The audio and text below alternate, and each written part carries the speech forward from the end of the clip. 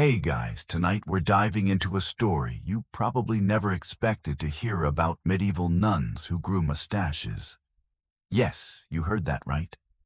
Imagine walking into a quiet, candlelit convent, expecting serene faces framed by humble habits, and then spotting a wispy, unexpected mustache curling just above a nun's lip. Surprising, maybe a little amusing, and definitely strange enough to make you wonder why on earth. You probably won't survive this without a chuckle or two, because medieval nuns with mustaches throw all your typical pristine and modest stereotypes out the window. But beneath the eyebrow-raising imagery lies a fascinating tangle of biology, religion, culture, and a dash of rebellion. So before you get comfortable, take a moment to like the video and subscribe, but only if you genuinely enjoy. Why not drop your location and local time in the comments? I'm always curious about where in the world we're all settling down for bedtime history. Now dim the lights, maybe turn on a fan for that soft background hum, and let's ease into tonight's journey together. Picture yourself walking through a medieval European town, the air thick with the scent of wood smoke and freshly baked bread. You approach a convent, those tall stone walls standing silent but full of hidden life. Inside, women live cloistered lives, devoted to prayer, fasting, and ritual purity. They wear plain habits and veil their hair, symbols of humility and service. Yet as you peek closer, you notice something odd. Among these women are a few with faint shadows or even distinct mustaches curling above their lips. Now hold that image. It seems almost impossible, right? The very idea of a nun bound by vows of chastity and humility showing facial hair defies our expectations. Or a rebellious prankit was a genuine historical phenomenon.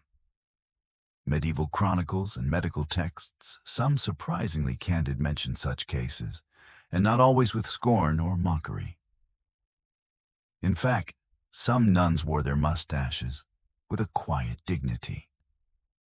Historians still argue whether these mustaches were accidental or intentional, natural or induced. But the evidence invites a closer look at the complex relationship between body belief and identity in the Middle Ages. So what caused these mustaches in the first place? Were they simply a result of biology, or did medieval culture have a different take?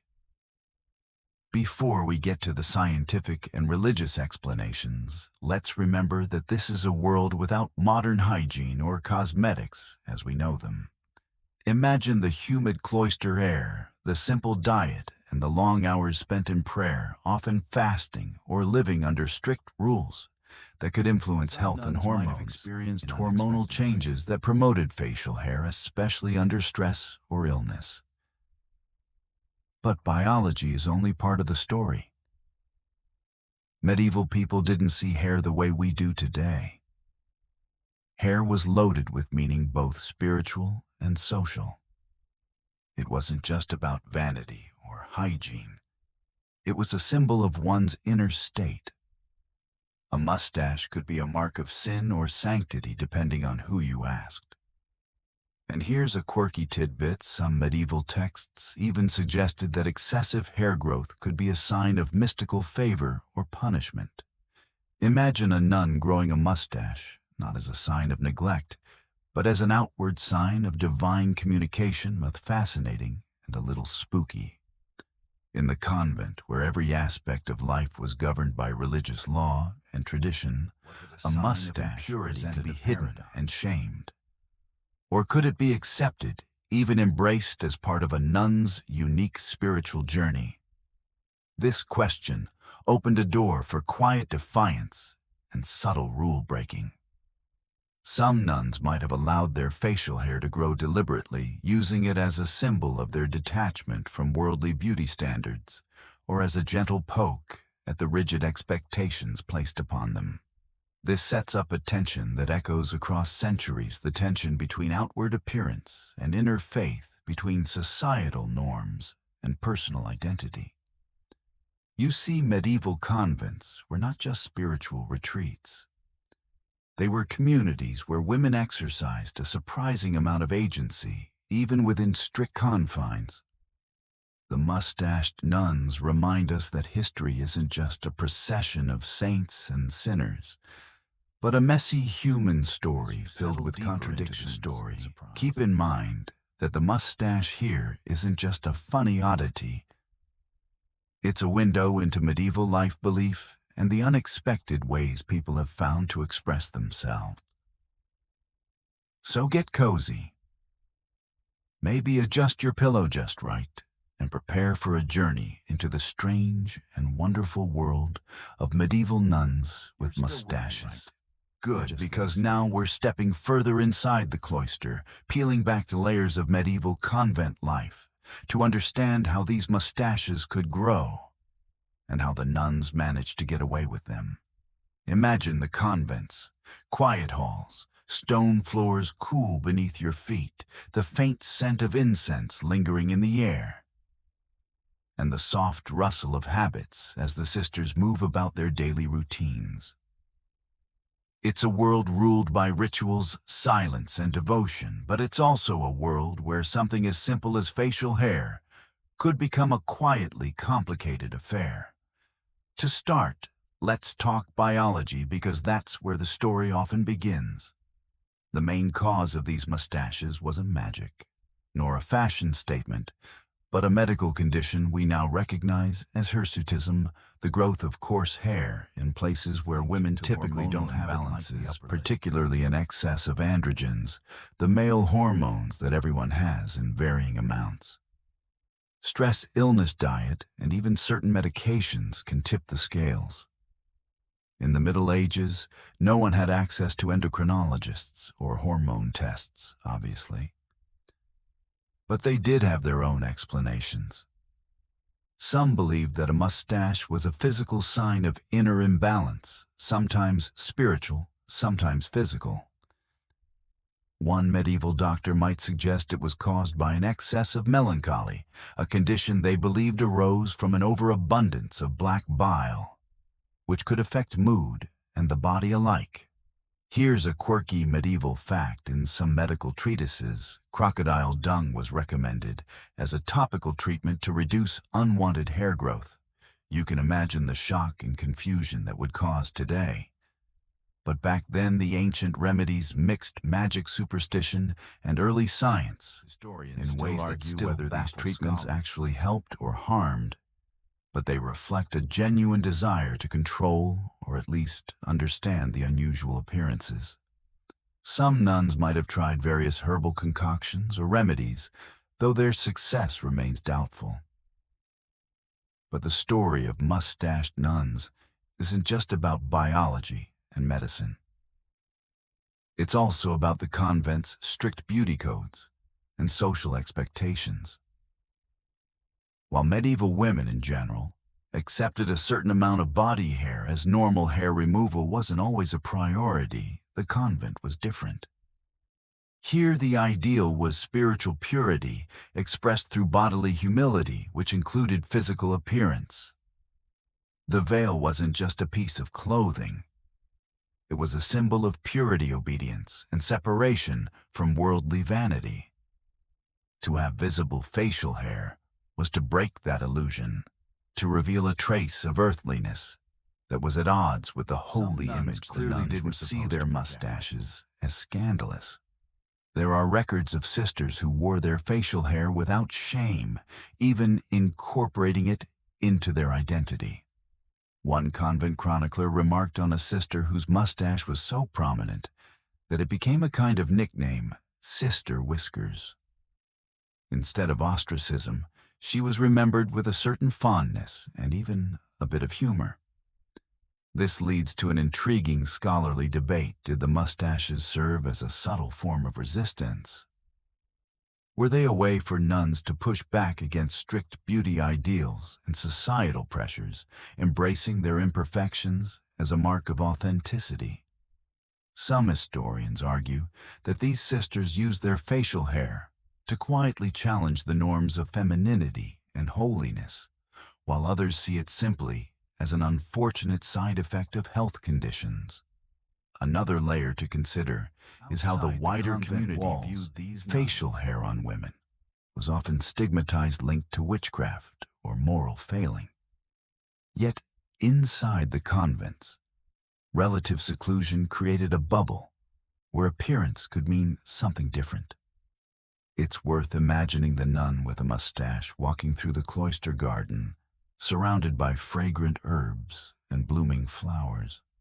She hears the birds, feels the breeze on her face, and perhaps for a moment she embraces this unusual feature as part of her devotion, a natural quirk in a life otherwise tightly controlled. Interestingly, some convents had rules about grooming, but they varied widely. In some places, nuns were expected to keep a clean-shaven face, while in others, no mention was made at all. The inconsistency points to a lack of consensus and perhaps even tolerance for diversity within religious life. You might wonder if any of these mustached nuns faced ridicule or punishment. Records are scarce, but there's little evidence. The religious community often prioritized piety and devotion over appearances. After all, these women had dedicated their lives to God, and a few stray hairs didn't erase their faith. So as you rest your head a little deeper into your pillow, consider this. The story of the mustached nuns is a reminder that history is rarely neat and tidy. It's full of surprises, paradoxes, and people who defied expectations in quiet, subtle ways. And remember the next time you see a stray hair on your face or anywhere else. Perhaps you're not so different from those medieval sisters embracing the unexpected in a world that often demands. Convent stone walls seem to breathe softly around you. The faint flicker of candlelight, casting shadows that dance like ghosts across the aged manuscripts resting on wooden desks. Now let's explore how these mustaches fit into the bigger picture of medieval beauty ideals and just how wildly different those ideals were from what we expect today. In your modern mind, you probably picture medieval women as delicate maidens with flawless, hairless skin and perfect complexion, mostly thanks to movies and fairy tales. But the reality was far less glamorous and more practical. Hair removal was actually common, but it wasn't focused on the face in the way you'd imagine. Instead, medieval beauty was deeply tied to symbolism, religious purity, and even social class. Women often plucked their hairlines high on their foreheads to create the impression of a lofty intellect and nobility. Yes, the high forehead trend wasn't that must have taken especially with medieval tweezers and no numbing cream. However, facial hair wasn't seen as outright ugly or unnatural. In fact, a light mustache or chin fuzz wasn't universally shunned. Now, here's the quirky tidbit. In some medieval beauty manuals, women were actually encouraged to have a tiny bit of fine hair on their faces because it was thought to add a kind of softness or warmth to the face, like a natural blush. It's a far cry from today's laser-focused quest to remove every visible hair. At the same time, there was a heavy dose of superstition involved. Hair growth on women could be linked to temperament or even morality. In some places, women with noticeable facial hair were suspected of witchcraft or cursed by the devil. Not exactly a comforting thought when you're just trying to grow a little fuzz. Historians still argue whether these beliefs led to widespread discrimination or if they were more isolated from village gossip, might have had a more forgiving attitude, while secular townsfolk might have been far less kind. In the convent, the approach was more complex. Beauty wasn't vanity. It was a reflection of spiritual health. A mustache might be seen as a bodily imperfection, sure, But it was also a reminder of the human condition, of frailty, sin, and the struggle between earthly desires and divine devotion. The mustached nun, and therefore becomes a symbol of this paradox. She embodies both the sacred and the imperfect, the holy and the human, and in a way that made her more relatable, not less. Interestingly, some convents had rules about shaving or plucking. For instance, the 14th century English nun Christina of Markyate was known to pluck her eyebrows and shave her face, reportedly to avoid vanity, but also to maintain a certain modesty. Crocodile dung sunscreen from the last section. Well, some of these hair removal methods were just as strange. Medieval women sometimes used mixtures of quicklime ashes or even crushed insects to remove unwanted hair. Harsh stuff. No wonder some nuns ended up with irritated skin or infections. The beauty routine could be as dangerous as it was devoted. As you listen to the quiet night picture, a sister gently applying a poultice of ground herbs, hoping to reduce her mustache without causing more harm, her hands steady, but her heart a little anxious. This intimate struggle between appearance and faith unfolds in private corners, away from prying eyes. Scholars also debate whether the presence of facial hair might have influenced a mustache, undermine her authority or spiritual aura. Or did it paradoxically reinforce her human vulnerability and therefore her need for divine grace? This ambiguity is part of what makes their stories so fascinating and comforting. After all, nobody's perfect, not even saints. And here's a little joke to soften the night. Why did the medieval nun refuse to go to the barber? Because she wanted to keep her habitual style. So as you feel your eyelids grow heavier, remember beauty in the Middle Ages wasn't about Instagram filters or flawless skin. It was about navigating the tension between the physical and the spiritual, something those mustached nuns did every day, often with a quiet dignity that still now feel like the perfect backdrop for another layer of this peculiar story. You imagine yourself wandering through a cloister bathed in soft gray light, filtered through stained glass footsteps, muffled on ancient stone. And here you begin to understand how these nuns managed to grow and keep their mustaches without causing scandal or outright banishment. Firstly, it's important to know that convents weren't just places of silent prayer and needlework. They were also communities with their own social rules, hierarchies, and a surprising amount of personal freedom in certain matters. Unlike the rigid societal expectations for lay women, nuns operated under a different set of standards, ones often shaped by spiritual symbolism rather than secular beauty norms. The mustached nun was in some ways protected by the walls she inhabited. Inside the convent, appearances could be more about spiritual metaphor than about less as a flaw and more as a symbol of humility or penance. A visible reminder that earthly beauty was fleeting and the soul's purity was paramount. You might wonder, how did the other sisters react?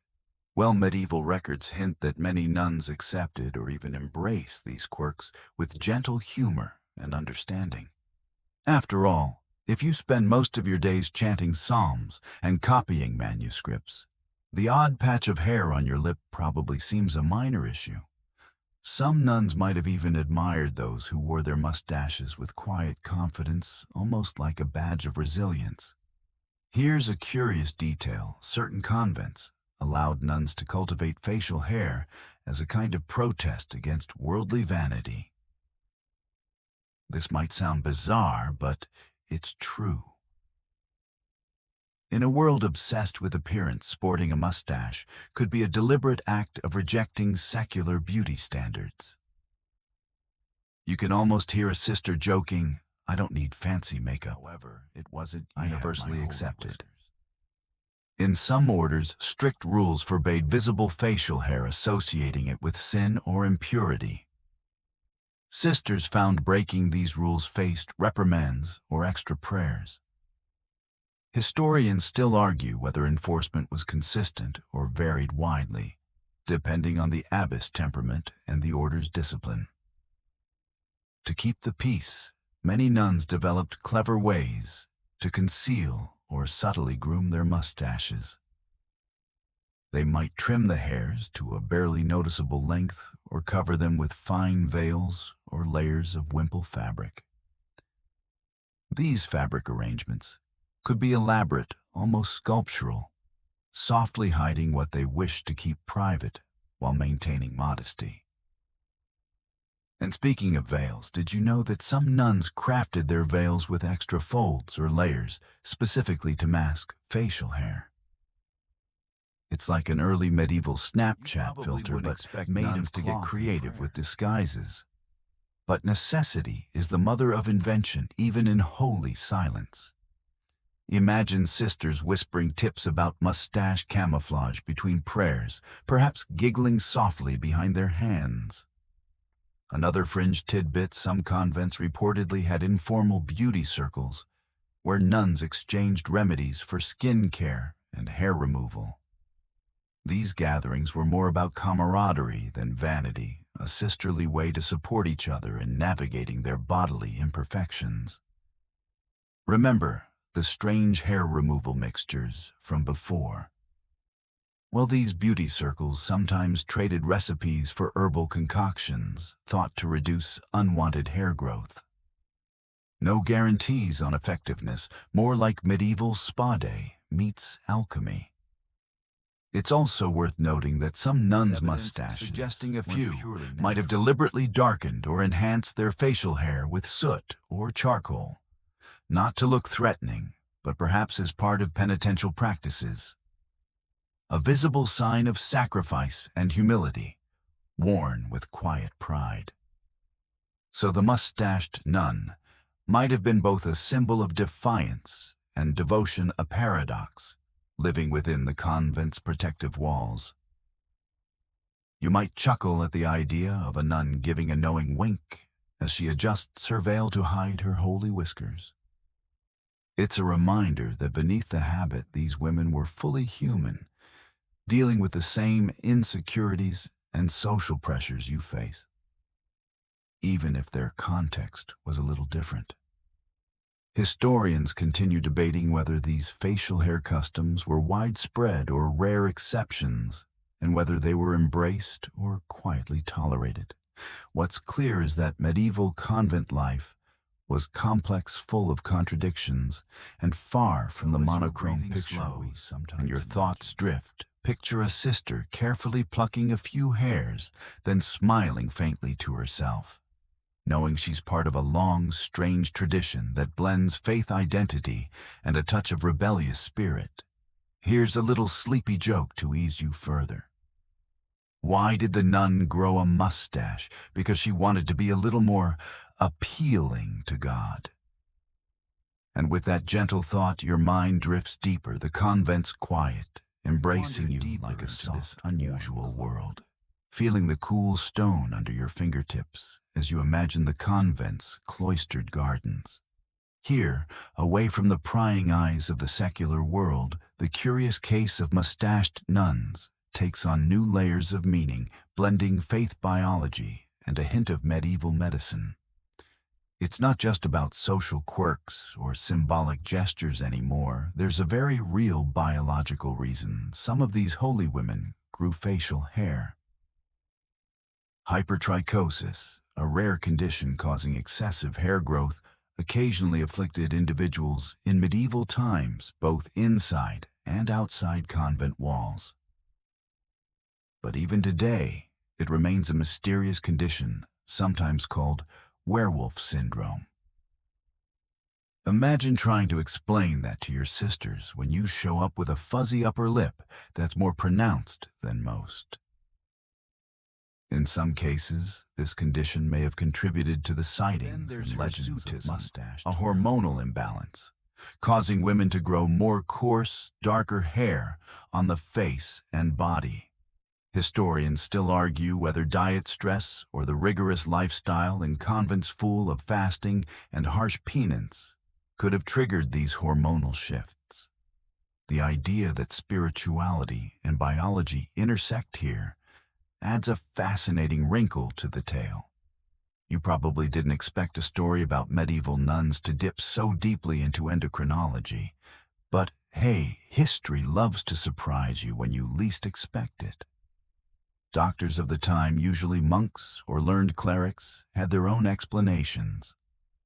They believed bodily humors and spirits influenced physical traits, so a mustache might be seen as a sign of excess heat or moisture in the body, which required balancing through diet or prayer. Remedies included bloodletting herbal baths or drinking strange concoctions brewed from sipping nettle tea while quietly hoping it will calm her unruly hair follicles. It's a strangely comforting image, like your grandmother handing you chamomile tea to soothe a cold. Interestingly, some nuns reportedly turned their excess hair into spiritual symbols. There's a fringe theory that the visible mustache was sometimes an emblem of Christ's suffering. Like a crown of thorns in hair form, you can picture sisters meditating on their hairy upper lips as a form of shared sacrifice, silently bearing their burden as part of their spiritual journey. But not everyone agreed. Some abbesses pushed for strict grooming rules, ordering sisters to remove visible facial hair. However, plucking and shaving weren't always practical or easy, especially when the tools were rudimentary and skin irritation was a real risk. So many nuns chose to trim or disguise their mustaches, instead turning to soft cloth veils or herbal pastes to blend. Medieval women sometimes used crocodile dung as a depilatory. That's right, a little exotic spa treatment that probably did more harm than good. You can almost hear the startled gasp if a sister ever found out her convent mate was trying that method. Even with these efforts, the mustache remained a tricky problem. In some convents, the visible mustache became a kind of quiet rebellion, a subtle challenge to rigid norms. Sisters who embraced their hair often gained a certain respect for their fortitude and faith. At the same time, there was plenty of gossip. Medieval chronicles occasionally mention nuns with unwomanly features, though the descriptions are vague and sometimes tinged with moral judgment. Historians debate whether these references are factual or colored by the biases of the writers, who often saw physical traits as reflections of spiritual. Whispered speculation in the corridors. Have you seen Sister Agnes? Her mustache is thicker than the abbess's patience today. It's a reminder that despite the sanctity, convent life was still very human, full of teasing and camaraderie. And of course, the mustache became a perfect subject for medieval art and satire. Illuminated manuscripts sometimes include playful or exaggerated depictions of hairy nuns blurring the line between reverence and humor. These images suggest that nuns themselves might have been in on the joke, using humor to cope with their physical oddities. So, as you imagine the flickering candlelight illuminating these quiet scenes, you see the mustached nun not just as a curiosity, but as a figure embodying the messy, complex intersection of faith, body, and community. Here's a gentle thought to settle your mind.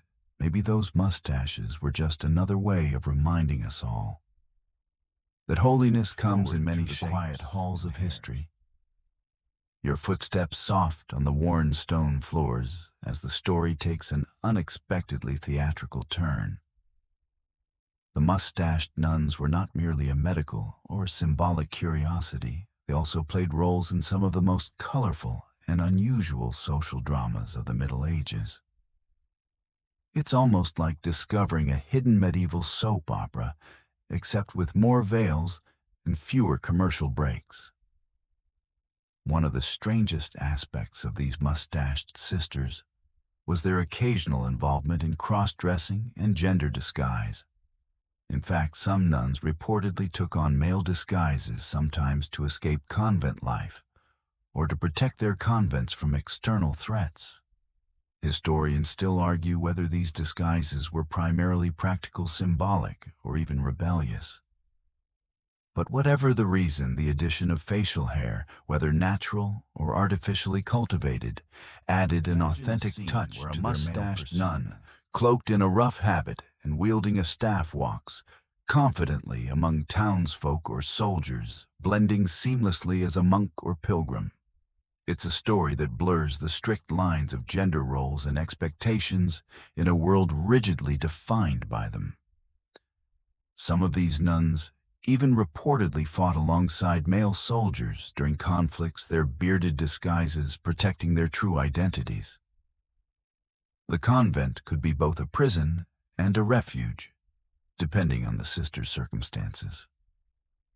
For those trapped by family vows or societal pressures, adopting a male persona, even temporarily, was a radical act of self-preservation. And the mustache, whether a blessing or a curse, became a tool in these transformations. But there's also a lighter side to this. Some of these mustached sisters embrace their unique looks, with a cheek used her mustache to entertain younger sisters, by mimicking the stern-faced abbess, sparking bursts of quiet laughter behind closed doors. It's hard not to imagine the muffled chuckles echoing through candlelit corridors. The medieval sense of humor often combined reverence with a dash of irreverence. Religious life was strict, yes, but humor was a survival skill and a way to build community. Even the most devout sisters needed moments of lightness to balance their austere routines. Meanwhile, outside the convent walls, townsfolk and pilgrims spun legends about these hairy holy women. Some believed that mustaches were a sign of divine favor or supernatural blessing, while others saw them as curses or signs of witchcraft. This ambivalence reflects the broader medieval tension between fear and fascination, that despite their unusual appearances, many of these nuns were highly respected for their wisdom, piety, and skill in healing. Their knowledge of herbs and remedies often made them key figures in medieval medicine. The very same sisters who sported mustaches might have been sought after for their expertise in treating ailments or advising on spiritual matters. There's a fascinating overlap here between the natural and supernatural. Did the mustache mark the nun as touched by the divine, or as marked by some earthly affliction? Historians debate whether the visible hair was interpreted as a spiritual sign or merely a biological quirk. Either way, the sisters' complex identities challenge modern assumptions about gender, holiness, and appearance. And of course, the spectacle of mustached nuns did not go unnoticed by artists. Illustrations writers often included characters inspired by these sisters, sometimes as comic relief, sometimes as moral exemplars, and sometimes as mysterious figures bridging two worlds. So next time you imagine the Middle Ages, picture this: a quiet convent garden under moonlight, where a sister with a proud mustache quietly rehearses a monologue from a popular medieval play, her voice soft but full of conviction. It's a reminder that beneath the layers of history, these women lived rich, vibrant lives filled with complexity and courage. And while you settle deeper into the rhythm of this story, remember that history's weirdest characters often hold the most unexpected further into the shadowed corridors of medieval convent life, where the whispers of the past grow louder. Here the stories take on a more intimate and human tone, as you learn about the personal experiences of the mustached nuns, their struggles, their triumphs, and how they navigated a world that demanded conformity, but occasionally rewarded eccentricity. One of the most striking realities is how the nuns themselves viewed their unusual facial hair. Contrary to what you might expect, many embraced their mustaches as a sign of their unique spiritual journey rather than a source of shame. Some saw it as a physical manifestation of their devotion and sacrifice, a mark that set them apart as chosen by God in an extraordinary way. This sense of pride helped many of these women cultivate resilience and self-acceptance in a society that prized outward beauty. The shock when you hear that some of these nuns intentionally cultivated their mustaches using early forms of natural dyes or herbal pastes to darken and shape the hair. Imagine the quiet ritual of applying a mixture of walnut shells or soot before prayer, turning their faces into living canvases of faith and identity. This was not merely vanity. It was a statement, a reclaiming of power in a world that often denied women agency. Historians still argue whether these practices were widespread or limited to isolated convents. But the evidence suggests that at least some communities celebrated this form of bodily expression. The mustache became a complex symbol, a blend of defiance, devotion, and social signaling. It's a reminder that identity in the Middle Ages was as much about performance and perception as it was about biology. The nuns' daily lives were a blend of rigorous routine around prayer work and study, but within those constraints, they found ways to nurture individuality. Some mustached sisters composed poetry that hinted at their feelings of isolation and acceptance, using metaphor to explore the tension between the sacred and the earthly. Others engaged in acts of charity and healing that earned them admiration both inside and outside the convent walls. Interestingly, the mustache sometimes became a tool for camaraderie and protection within the convent. Sisters who shared this uncommon trait often formed close bonds, creating a small but strong community that supported each other through challenges. This solidarity helped them withstand external judgment and internal doubts. Outside the convent, reactions were mixed. While some visitors and townsfolk reacted with curiosity or fear, others respected the nuns' dedication and wisdom, focusing less on appearance and more on their spiritual and social broader medieval attitudes toward difference, where the line between wonder and suspicion was often thin. You might also be surprised to learn that some male clergy were reportedly fascinated by the mustached nuns, seeing them as mysterious figures who blurred gender boundaries in ways that challenged traditional theology. This fascination sometimes led to protection and patronage, allowing the sisters greater freedom to live as they wished. Of course, not all reactions were positive. Some ecclesiastical authorities condemned the mustaches as unnatural or even heretical. Yet many of these condemnations were unevenly enforced, reflecting the complexity and contradictions of medieval religious life. So, as you let your mind drift through these stories, picture the quiet dignity of a nun brushing her mustache by candlelight, preparing for evening prayers. A reminder that identity can be both deeply personal and profoundly spiritual, even in the most unexpected forms. And remember, these stories are not just about facial hair, they're about the resilience of human spirit and the ways people find meaning and belong in the archives of convent life, where the intersection of appearance, faith, and social norms becomes even more tangled. By now, you've probably gathered that the mustached nuns were more than just a curious footnote. They were living, breathing paradoxes who managed to thrive amid contradictions. One fascinating layer is the role of ritual shaving and grooming, or the lack thereof. While the outside world expected women to be smooth-faced and demure, some convents had customs that blurred those lines. It It turns out that in some religious orders, particularly among the Cistercians and Benedictines, rules about facial hair were surprisingly lax or inconsistently applied. This allowed certain nuns to grow out their mustaches deliberately or by neglect, turning an act typically associated with masculinity into a symbol of spiritual sacrifice. You won't survive learning about the herbal concoctions these nuns use, not only for dyeing, but also to promote hair growth.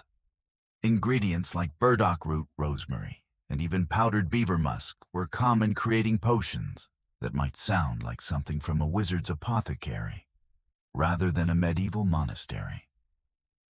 These mixtures weren't just practical. They were woven into the daily rhythm of convent life, often made and shared as part of communal bonding. Historians still argue whether these grooming practices were an act of subtle rebellion or simply a quirk of limited resources and personal preference.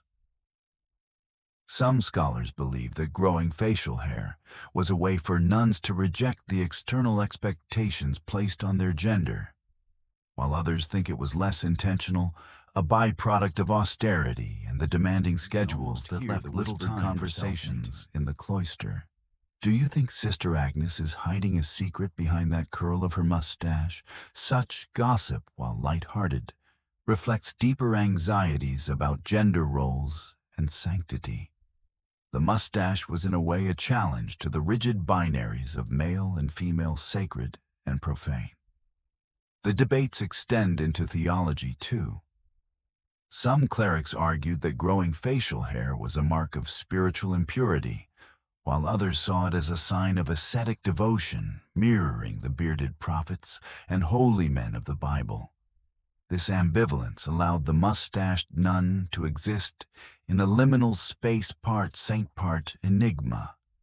This uncertainty about gender and appearance connects to the broader medieval fascination with saints who defied norms. For example, Saint Wilgia Fortis, a female saint depicted with a beard, was venerated by some nuns as a protector of chastity. To how these iconographies influenced the sisters' acceptance of their own facial hair. In some convents, the mustache became a secret badge of honor. Novices who could grow or shape their mustaches with skill gained a subtle form of prestige, signaling their commitment and endurance. It's almost like a medieval mustache club, though, without the ironic hipster vibes you see today. And of course, you're wondering about the men outside the convent walls. How did local villagers, priests, and traveling merchants react to these facially adorned women of God? The answer is as varied as the tales themselves. Some were intrigued, some appalled, and some downright confused. Letters and chronicles from the time occasionally mention mustached nuns with a mix of awe and fear, reflecting the complex ways differing a medieval market scene where a villager nervously asks, "Is that nun sporting a mustache? Or is my eyesight failing me?" Such moments of everyday disbelief remind us that history is full of surprises, and that human nature, curious, judgmental, amuse, remains constant. As you settle into this flow of stories, feel the gentle rhythm of convent life carrying you forward. The mustached nuns were not just oddities. They were part of a larger tapestry of medieval spirituality, identity, and resilience. They remind you that sometimes the most unexpected details can open windows into the deepest truths about human experience. So as you begin to drift, imagine the quiet hum of candlelight, the soft rustle of habits, and the faint scent of herbs and ambiance that carries both mystery in the quiet corners of convent libraries, where manuscripts reveal not just prayers, but hints of the nuns' daily realities. Among the illuminated pages and meticulous script, there are subtle clues about how these mustached women navigated their social worlds, balancing piety with personal expression. The mustache, it turns out, was a symbol with many layers, sometimes of power, sometimes of protection, sometimes of protest. One popular theory is that the mustache acted as a kind of spiritual armor. Medieval life was harsh, especially for women cloistered in convents who often faced isolation, strict discipline, and the burden of maintaining an idealized purity. By adopting a feature traditionally associated with masculinity, the nuns might have been claiming a bit of authority and autonomy in a society that otherwise limited their power. It's almost as if the mustache whispered, "I belong to a different order, not just of religion," picturing the more eccentric nuns who reportedly used soot or ash to darken their facial hair, creating mustaches that range from faint wisps to bold statements. Imagine the occasional surprised visitor doing a double take, unsure whether their eyes are playing tricks or if this was some new fashion trend sweeping through the convent. Historians still argue whether these displays were consciously political or simply personal quirks amplified by necessity and community tolerance. Some think the mustaches served as subtle critiques of the male clergy's dominance, while others view them as unintended outcomes of ascetic lifestyles that deprioritized conventional beauty standards. The connection between mustached nuns and folklore is equally fascinating. Tales circulated of bearded sisters possessing mystical powers or divine favor blending reality with myth in a way that made the nuns' image even more children's whispered legends at dusk, where the line between saint and sorceress blurred under the moonlight. One particularly curious story involves a nun who reportedly convinced a bishop to grant her special dispensation because her mustache was seen as a divine sign. Whether this actually happened or was later exaggerated, it reflects the complicated interplay of faith, gender, and authority in the medieval church.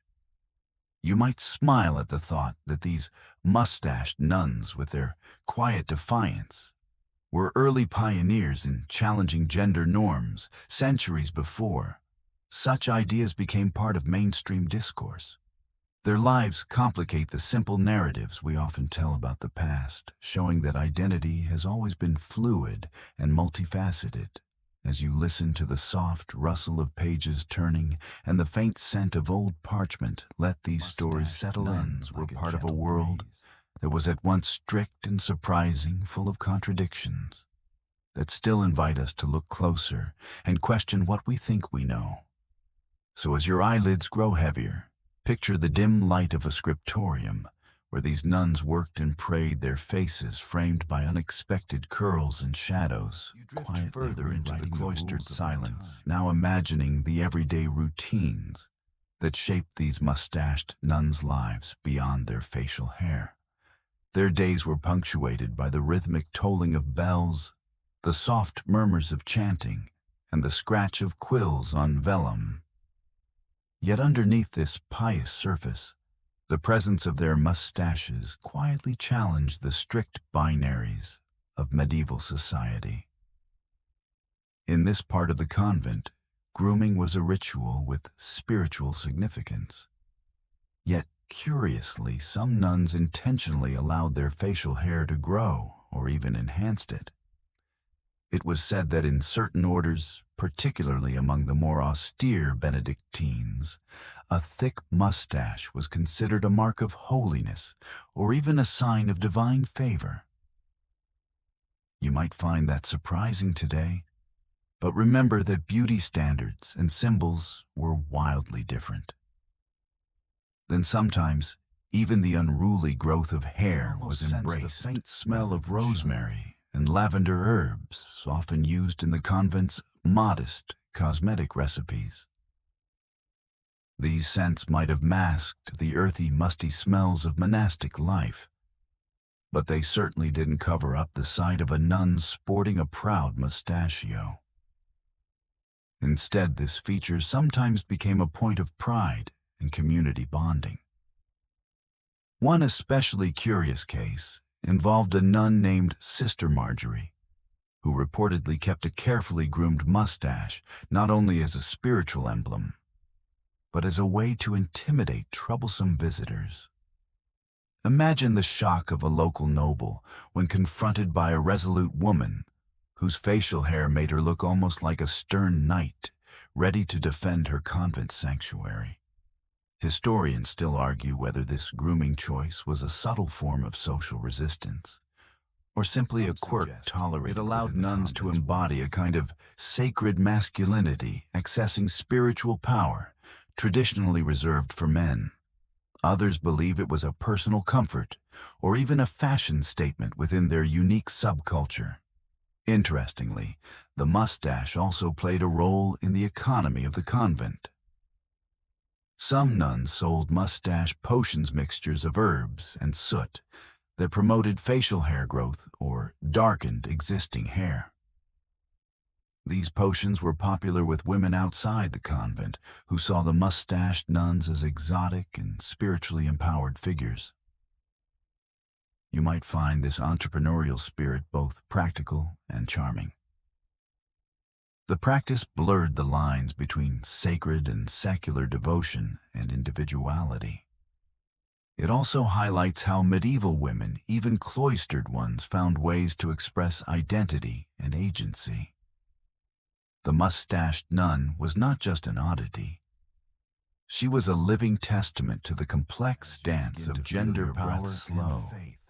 Imagine the candlelight flickering softly on the stone walls, casting long shadows that almost seemed to shape-shift into those mysterious mustaches. Silent guardian nun wasn't just a solitary figure. Lost in medieval mysticism, her story weaves through broader cultural tapestries, touching on the complex relationship between religion, gender, and identity in the Middle Ages. Picture yourself walking the dim corridors of a Gothic cathedral, the stained glass filtering the afternoon sun into shards of color, as you ponder how these nuns with their curious facial hair fit into a world defined by rigid social codes. You may find it strange now, but medieval society had a surprisingly flexible sense of gender performance, especially within religious contexts. The church sometimes allowed or even encouraged women to adopt masculine traits to show spiritual strength or sanctity. This flexibility wasn't without limits, of course. After all, strict gender roles underpinned much of medieval life.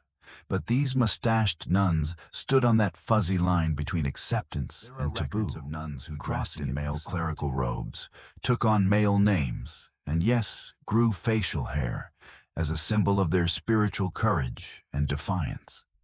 It's almost like they were the original gender rebels, quietly rewriting the rules inside stone walls where outside eyes could not easily judge. You might be surprised to learn that some of these women became revered mystics or saints precisely because of their transgressive appearances. One particularly intriguing story is of Saint Wilgefortis, a legendary female saint said to have miraculously grown a beard to avoid an unwanted marriage. This beard supposedly saved her from earthly bonds and sent her on a path of divine freedom. The legend blends myth, faith, and social commentary so seamlessly that historians still debate whether Wilgefortis was ever a real person or a symbolic figure created to express female agency. The mustache could symbolize this same resistance, a visible sign of a woman reclaiming control over her body and destiny in a society that often denied her both. You can almost hear whispered debates among monks and bishops about whether these bearded women were miracles heretics or something in between. Yet despite the controversy, these nuns generally got away with their mustaches. The convent's protective walls, the reverence for holy women, and the ambiguity of their appearance provided a kind of safe harbor. It's like they found a loophole in medieval gender policing, one that let them express both masculinity and femininity simultaneously, a kind of holy gender fluidity centuries ahead of its time. By now, you're probably feeling a bit like you're wandering in a dream where the past and present swirl together, world where faith and fashion meet in the more in the convent's quiet corners, where the mustached nuns lived, not just as curiosities, but as vibrant participants in medieval spiritual life. You might imagine that growing a beard would make these women targets for suspicion or outright punishment, but quite the opposite often happened. These nuns carved out a unique role, weaving their unusual appearance into their religious identities in ways that offered both protection and power. This wasn't merely a quirky fashion statement, it was a lived theology, a visible sign of sanctity and resistance. For instance, some nuns with facial hair were seen as living miracles, embodying the paradox of human weakness and divine strength. The mustache became a kind of spiritual armor, a mark of God's favor that shielded them from worldly harm. You can almost see the flicker of candlelight on their faces as they chant ancient prayers, their beards a quiet declaration that their souls transcended. Still argue whether the Church officially sanctioned this phenomenon or turned a blind eye out of pragmatism. Official documents rarely mention mustached nuns explicitly, but hagiographies, biographies of Saint Sarah, filled with allusions to women who bore masculine traits as tokens of their holiness. These texts mix fact and allegory in ways that keep scholars debating whether these bearded saints were real women or symbolic constructs designed to inspire the faithful. The convent itself was a paradoxical space. It enforced strict discipline and gender segregation, yet it also offered a rare female sanctuary, a place where women could cultivate their intellect, spirituality, and sometimes their beards. Within those walls, women held roles as scholars, healers, and even leaders, challenging the outside world's assumption that some convents even ran schools and hospitals, giving these mustached nuns practical roles beyond their symbolic presence. Their beards also played into medieval notions of gender and holiness that don't quite fit modern categories. Unlike today's clear-cut binaries, medieval gender was more performative, and symbolic traits like masculinity and femininity could be fluid, especially in religious contexts. So a beard didn't necessarily mean man. Instead, it could represent spiritual maturity, wisdom, or the imitation of Christ, who was often depicted with a beard. There's also an intriguing social layer. By adopting masculine traits, these nuns could navigate patriarchal power structures within the church more effectively. Think of it as a medieval version of dress for the job you want, where the job was spiritual authority or protection. Some women to transcend their expected roles without openly defying church doctrine. But the question remains, how did the surrounding community perceive these bearded women? Some accounts suggest a mixture of awe, amusement, and unease. Parishioners might attend their prayers fascinated by the mystery and holiness wrapped up in those unexpected whiskers. Others might whisper doubts or superstitions, wondering if such women were touched by divine grace or dark forces. This ambiguity added to the allure and power of the mustached nun's image. So you're now halfway through this peculiar journey, a place where faith, gender, and identity intertwine like vines climbing ancient stone walls.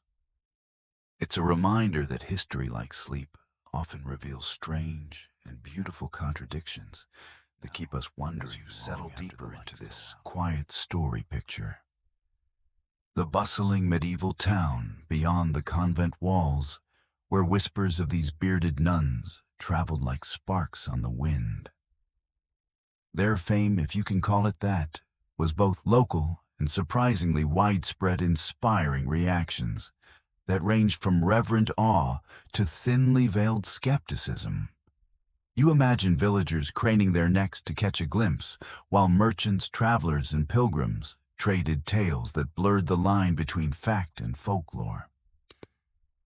What's fascinating is how these nuns managed to maintain a delicate balance between the sacred and the scandalous. In a society where appearance was a powerful language, their mustaches spoke volumes. For some, the beards were signs of divine favor, proof that these women had transcended their earthly forms. For others, they were markers of a woman who had stepped outside, accepted boundaries, challenging gender norms in ways that often exaggerated their appearances, transforming mustaches into flowing beards or even full faces of hair, which might sound a bit like medieval clickbait if you think about it. These tales helped spread the mystique, but also muddy the truth. After all, without selfies or Instagram filters, the real image was filtered through layers of storytelling bias and imagination. Historians still debate how widespread and visible these mustaches really were, and whether the stories reflect actual phenomena or symbolic exaggerations. Meanwhile, inside the convent, the nuns' beards were treated with a kind of practical respect. Some accounts note that the nuns themselves took care in grooming their facial hair trimming and combing it as part of their daily rituals. This contradicts the modern assumption that bearded women must have been unkempt or odd. Rather, they embraced their unique features with snip of scissors and the gentle strokes of brushes, a mundane but intimate detail that brings these women closer to life. And then there's the question of motivation. Why would these women grow mustaches in the first place? The simplest explanation is often medical conditions like hirsutism caused by hormonal imbalances could produce unexpected hair growth. But in the cloistered life of a nun, such physical traits took on new layers of meaning. A beard was just hair. It was a signpost pointing to the divine, a badge of otherworldly distinction. Yet some scholars suggest these women consciously cultivated their beards, embracing them as a form of spiritual or social statement. They might have been making a quiet rebellion against the strict gender roles of their time, or seeking to claim a unique place within their choices highlight the complex interplay of biology belief and identity puzzle that historians continue to piece together. Even more intriguingly, the mustached nuns were sometimes seen as protectors or mediators between worlds. Their beards symbolized a crossing of boundaries, not just gender, but earthly and divine, human and saintly. This liminal status made them figures of fascination and respect, as well as occasional suspicion. So as you imagine these women moving through their daily routine, spraying teaching healing, you realize that their beards were woven into every aspect of their lives. They were not just oddities, but integral parts of their identities, shaping how they saw themselves and how the world saw them. You might chuckle softly, thinking that in a world obsessed with appearances, these nuns found a way to redefine beauty and holiness. Remind us that history is full of surprises, and sometimes the strangest details make the most comforting bedtime when stories about mustached nuns started to ripple beyond the cloisters and convents, weaving their way into art, literature, and popular imagination. Imagine the flickering candlelight in a medieval scriptorium as a monk, perhaps a little bemused, sketches a nun with a fine, wispy mustache onto a manuscript margin, part joke, part homage, part mystery. These images, sometimes playful, sometimes reverent, reveal how these women's unusual appearances sparked curiosity and even humor at a time when humor was often a bit dark and very dry. One of the most curious aspects is how these bearded nuns became symbols in various medieval stories and plays. Their mustaches weren't just physical traits. They morphed into metaphor, sometimes for piety, sometimes for defiance. The visual punchline. A woman with a beard was both closer to the divine and decidedly outside the norm, making her a figure from a medieval audience. As a playwright introduces a mustached nun character, challenging viewers to question what they think they know about holiness and gender. Art historians note that some depictions of these women might even have been symbolic rather than realistic, using the beard as a kind of iconographic shorthand for spiritual power or mystical wisdom. You might imagine an illuminated manuscript where the hair on a nun's face is exaggerated, curling into intricate patterns that rival the most ornate borders, more about meaning than biology. But not everyone saw it this way.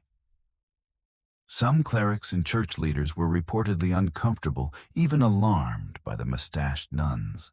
Was their appearance a sign of divine favor or a demonic trick?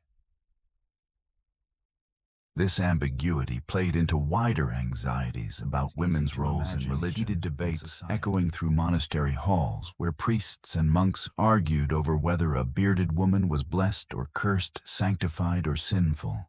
Historians still argue whether the negative reactions were based on genuine fear or merely a way to enforce social norms. And as with many medieval tales, it's tricky to separate fact from folklore, truth from theological drama. The mustached nuns were, after all, living in a world where miracles and monstrosities often shared the same stage. Meanwhile, the nuns themselves appear to have embraced their roles with a mix of pride, piety, and perhaps a touch of mischief. Some records hint at self-awareness, a knowing acceptance of their unique status that blurred the lines between suffering and sanctity. It's almost as if they were saying, yes, I look different. And if you think about it, but that's part of an era that prized humility, having a visible sign like a beard might have been a paradoxical badge of honor, a reminder that holiness doesn't always come wrapped in convention. The mustached nuns were living contradictions, challenging simple definitions of faith and femininity. And in doing so, they carved out a fascinating niche in history. You might smile now, feeling that strange comfort in knowing that even centuries ago, people were defying expectations and redefining norms, something we all do into the quiet conclusion of this curious tale, where the stories of mustached nuns gently fade into the mists of history, leaving behind whispers more than answers. The cloisters grow silent, the candles burn low, and the very notion of these extraordinary women seems to hover on the edge between myth and reality, an enchanting enigma that invites more questions than it resolves. By now, you're likely feeling the slow pulse of sleep nudging your thoughts, the gentle tug of dreams weaving through your consciousness. And as you let the day's noise fall away, consider how these nuns, with their unexpected whiskers, were living examples of resilience and mystery. They embraced their difference in a world that prized conformity, finding strength in what made them unique. Some historians still debate why these were a quirk of nature, or were these signs of spiritual favor, mystical blessings, or even curses. The truth probably rests somewhere between science and superstition, fact and folklore, weaving a tapestry as intricate as the lace on their habits. What remains certain is that these mustached nuns occupied a fascinating space in medieval life, a space where gender, faith, and identity blurred and blended. Their presence challenged the era's rigid boundaries, inviting everyone who encountered them to rethink what holiness could look like. Imagine, if you will, one of these nuns walking quietly through a cloister garden at dusk, her mustache barely catching the last light of day, a symbol not of shame, but of sacred mystery. In that image lies a gentle reminder: human experience is beautifully diverse. And sometimes the strangest stories hold the deepest truth. Let that image linger, an comforting whisper from the past, a reminder that history isn't always neat or simple, but it's always worth listening to. Slowly, the world softens, the sounds fade, and you sink gently into rest, wrapped in the calm mystery of these remarkable women. And with that you drift off, cradled by time and the soothing hum of history's strange and wonderful tales. Hey guys, tonight we drift softly into the candlelit halls of the past, where stone cloisters echo with hushed footsteps and secrets heavy as iron. You find yourself in a world stitched together by parchment prayer and power, where justice flickers like a votive flame, and not always where you expect it. Tonight's tale is about medieval sisters, not by blood, but by vows. They wear habits instead of armor, chant instead of shout, and live behind walls both sacred and suffocating. But sometimes, even in this tightly wound world of obedience and silence, something breaks loose. A whisper, a rumor, a cry for justice. And that's where you come in. You're not watching from afar tonight, you're walking beside them. Through damp cloisters and drafty abbey kitchens, into courtrooms and behind confession screens. You'll hear the soft rustle of linen, the sharp snap of wax seals, the muttered Latin of clerics, who'd really prefer you stayed quiet. You probably won't survive this if you're hoping for a clean-cut good versus evil story. But if you're here for complicated candlelit courage, you've come to the right century. So before you get comfortable, take a moment to like the video and subscribe, but only if you genuinely enjoy what I do here. And as always, drop your location and local time down in the comments. I love seeing where in the world you're curling up tonight. Now dim the lights, maybe turn on a fan for that soft background hum, and let's ease into tonight's journey together. You trudge beneath a slate-gray sky boots, sticky with morning mud. The abbey looms ahead, its bell tower hunched against the mist, like an old bishop in prayer. But you're not here for mass. A messenger passed you a wax-stamped note just after sunrise. One of the sisters has fled the convent. Inside the cloister is already buzzing. The air smells like wet wool and lavender oil, and every nun you pass averts her gaze. But not the prioress. She's waiting at the gate, with arms folded lips, tight eyes locked on a novice's empty cot. They say she went over the wall, she murmurs, and you blink. Over the wall that's nearly 3 meters high, ringed with thorns, and guarded by a particularly ill-tempered goose named Matilda. She must have been desperate, the prioress adds, voice dropping. She was bleeding. And suddenly, this isn't just gossip. You feel it shift in your chest, a weight cold and hard. There are rules about things like this.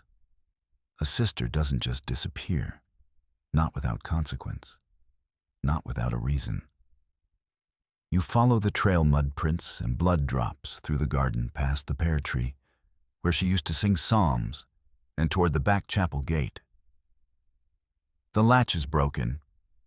So is the silence. By nightfall, you're at the bishop's court, a fortress of stone parchment and procedural delay. The porter lets you in with a grunt and a candle stub. Upstairs, a monk scribbles the girl's name onto the case docket. The ink blots slightly as he writes. Her name is Sister Isabel, young, barely professed. Her voice shakes as she recounts the events. How the Baron, yes, that Baron, the one who funds half the convent's upkeep, visited the chapel with his steward. How he asked for a private prayer. How his hands didn't stay folded. You feel your jaw clench. Even the scribe pauses. He's heard things, whispers, accusations never followed up. The bishop arrives late, smelling of old books and honey wine. He listens, brows raised, lips pursed. Then almost reluctantly, he nods. We'll take testimony at dawn. You catch Sister Isabel's eye before she's led away to a guest cell. She doesn't cry. She doesn't smile. But there's something fierce in the set of her chin. You weren't expecting this when you got out of bed. But here you are, pulled into a case where silence is currency and truth has sharp edges. Historically, most convents handled these matters internally. Sisters accused of breaking rules, real or imagined, were often punished quietly behind stone walls.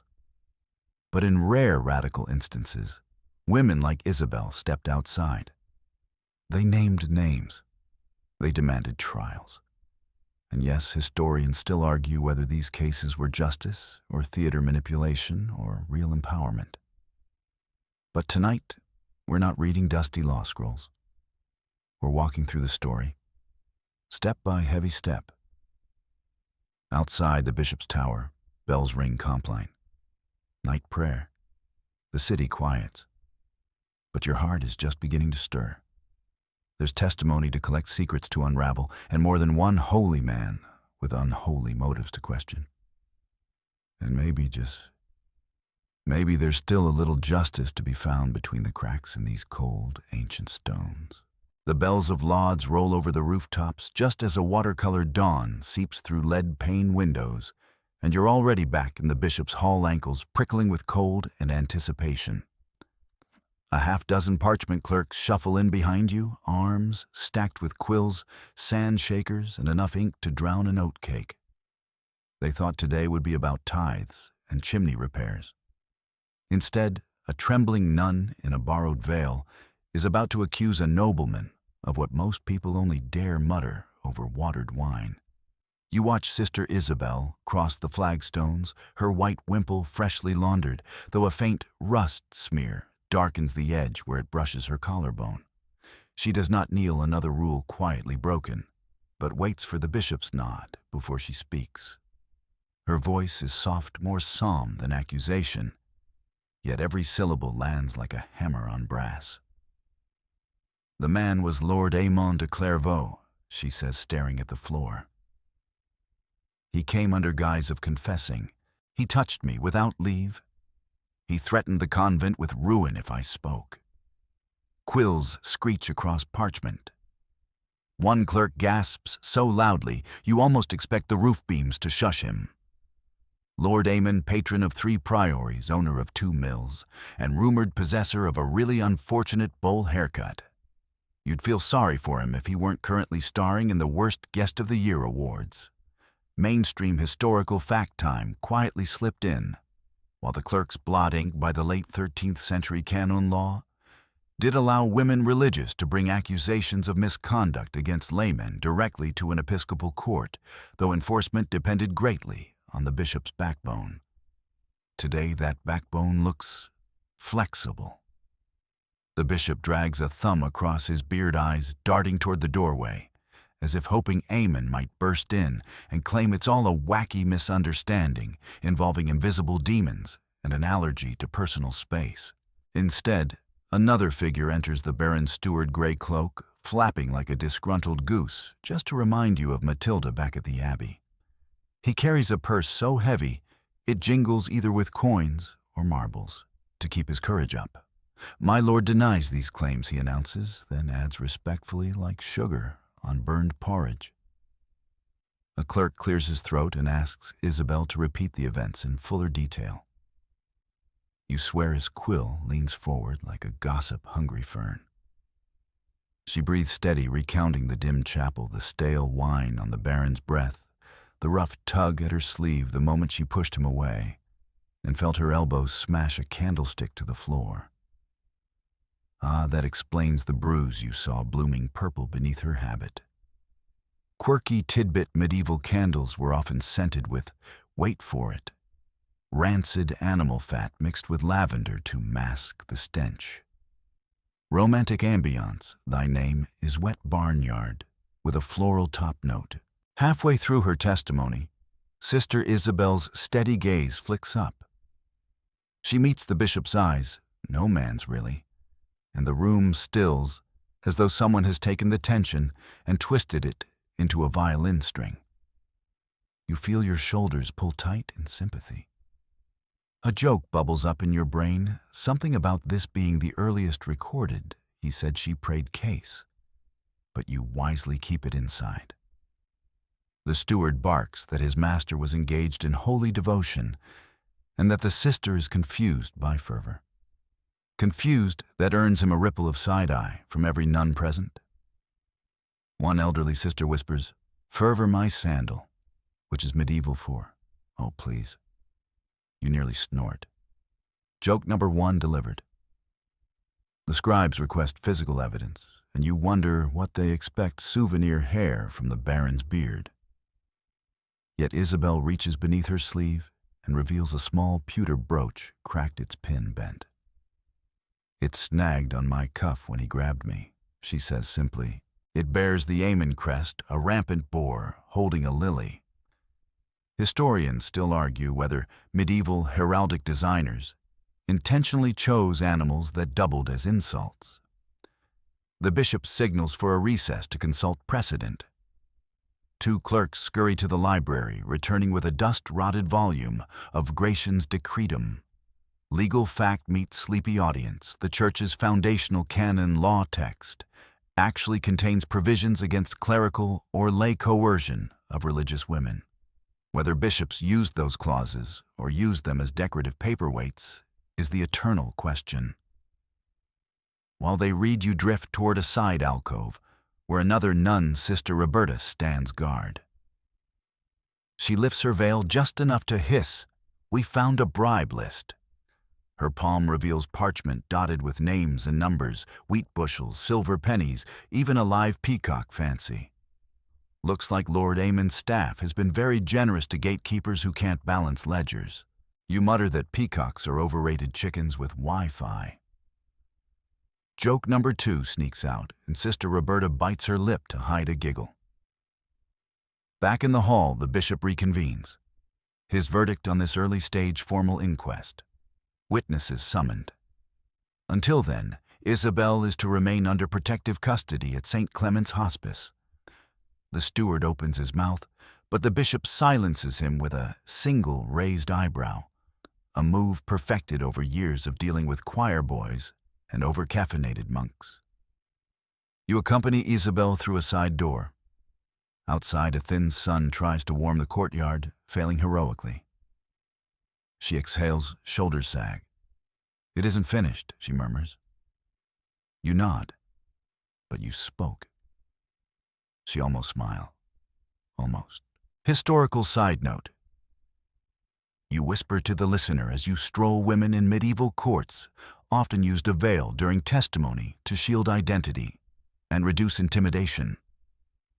A practice both protective and profoundly ironic, given half the court already gossips louder than a marketplace rooster.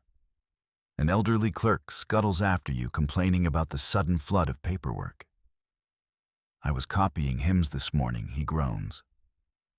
"Now I'm tallying crimes."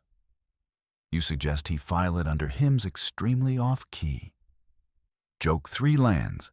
He blinks, then laughs so hard he coughs up ink flecks. Evening creeps back as torches sputter to life. You watch aides scribble summons, 1 for the abbess, 2 for novice witnesses, and crucially 1 for Lord Amon himself, though rumor says he's already riding toward his hunting lodge because nothing screams innocence like strategic countryside vacations. You ponder how quickly parchment can travel versus a noble's horse, then realize the clerks are sealing the letters with crimson wax and a stamp of St. Michael slaying a dragon. Fitting. Sometimes dragons wear brocade. Across the courtyard, you glimpse Isabel stepping into her hospice chamber. A small oil lamp casts shadows over her bowed head. She clasps a wooden cross, lips moving in silent prayer, or maybe planning tomorrow's answers. You can't tell, but you sense the grit beneath her meekness. As you turn away, you breathe in the chill and the distant smell of roasted chestnuts from street vendors. Life outside the court goes on. Merchants haggle, children chase pigs, and somewhere a minstrel mangles a love ballad. But here in these stone corridors, a single accusation just cracked the armor of power. Tomorrow you'll see whether the baron's reputation or the bishop's nerves splinters next. For now, follow the torchlit path back to your cot. Keep your notes dry, your expectations cautiously hopeful. And remember, in medieval law, truth is patient but ink is permanent. It's just past matins the next morning, and while most of the city still lies curled under blankets of damp fog and chicken-scented chimney smoke, you're back inside the Chancery Hall because nothing says relaxing morning like watching the gears of medieval justice creak into motion. You're early but not alone. Sister Isabel sits at the bench once reserved for scribes, flanked by two novices who look like they've barely survived Latin class, much less a public inquiry. One fiddles with the strap on her sandals. The other recites psalms under her breath, as if holy verses can serve as social armor. They probably can. You settle beside them, offering a nod that says, "Hey, no pressure, just possibly changing the future of religious protections for women." Light stuff. Across the chamber, the bishop's steward unfurls a long scroll of witness lists. Most of the names are monks, 2 are local lay servants, and surprise one is Lady Isoria de Marne, the baron's second cousin, and more intriguingly, a sometime visitor to the abbey's feast days. You raise an eyebrow. A noblewoman testifying either she's here to defend Aemon or she's had it with his wine-fueled compliments. She arrives in a crimson cloak lined with squirrel fur, because nothing says class like wearing rodents, and walks with a confidence that makes half the scribes look suddenly bashful. She doesn't curtsy. She simply says, "Let us begin." You love her already. Mainstream historical fact, in some parts of Europe during the 13th and 14th centuries, noblewomen were considered credible legal witnesses, especially when testifying about issues of conduct, virtue, or property. It wasn't equality, but it was a crack in the stone wall. Lady Isoria testifies that her cousin Aemon believes himself irresistible and has in the past sent unsolicited poems to a deacon's sister and 2 laundresses. One such poem, she says, rhymed divine with my wine, which she calls a crime unto itself. Laughter flutters through the room like a wind through parchment. You count that as joke number 1, thank you, Lady Squirrel Fur. Then it's the novice's turn. The first girl, Anna, explains how she saw Lord Aemon slip into the chapel under the pretense of private confession. She had been sweeping nearby and overheard his voice slurred, insistent, and the distinct clatter of a candlestick falling. Her hands shake as she talks, but her memory is sharp. She even remembers the smell spiced wine and grease like boar stew. You gently suppress your amusement. Of all descriptors, like boar stew may be the least seductive ever uttered. Joke number 2. Courtesy of unintentional roast flavor comparisons. The second novice, Marguerite, confirms the brooch's origin. She says she helped sew a sash on the baron's cloak last month and had to pin that same boar and lily badge onto it, awkwardly, she adds, because it kept snagging on the trim.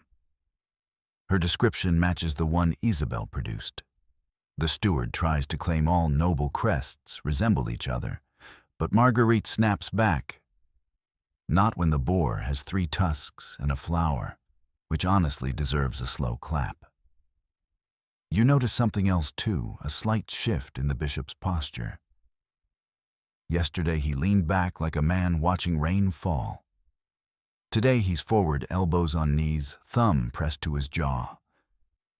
The tide of testimony, like a really passive-aggressive tide, is beginning to turn.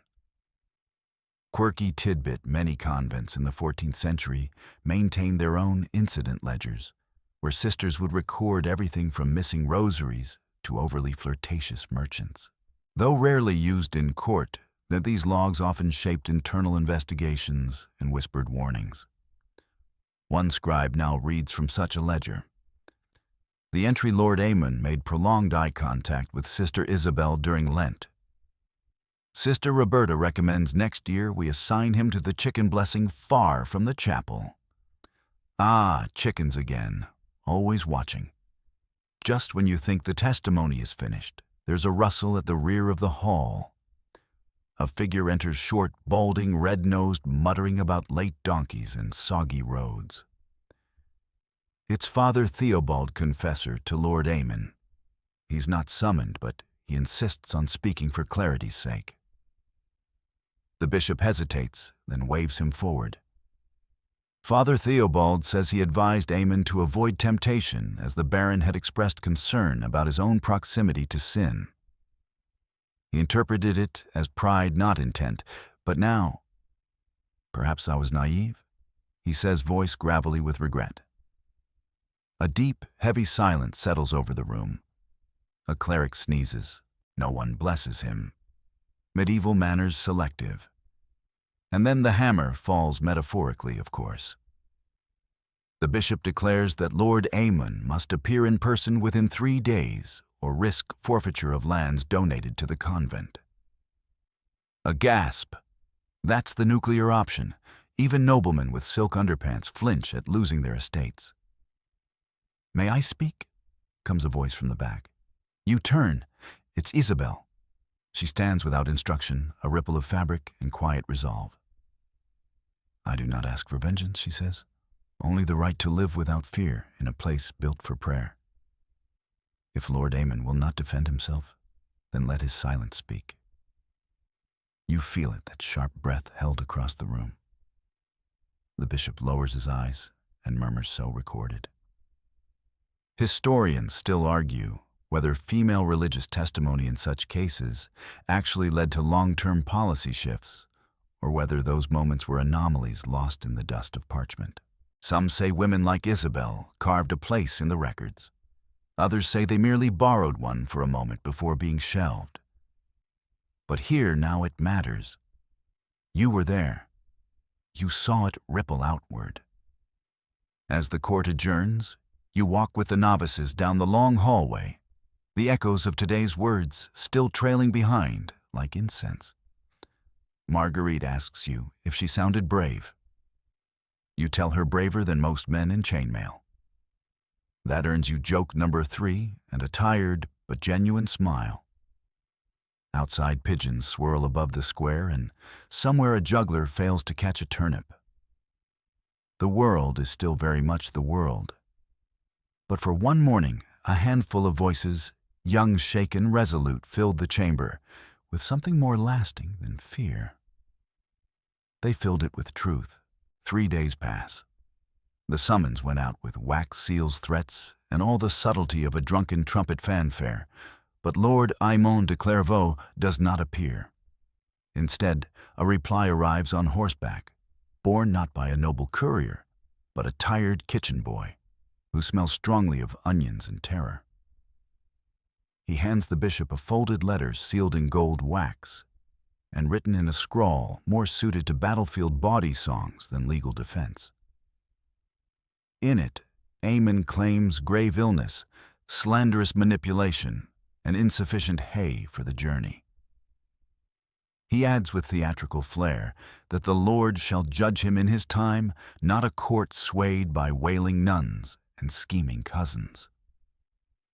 You note that he signs it in faith and suffering, which sounds like a rejected name for a monastery boy band.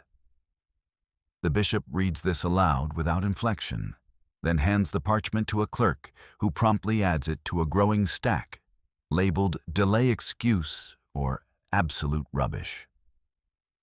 Medieval bureaucracy efficient when enraged. By mid-morning, the bishop reconvenes the court, and you feel a distinct mood shift. Less nervous energy, more quiet certainty. Sister Isabel is present again, hands folded, expression unreadable. Lady Isoria sits beside her, wearing a fresh squirrel-trim cloak and munching on something you hope is an almond and not tiny medieval jerky. Then the bishop makes his move.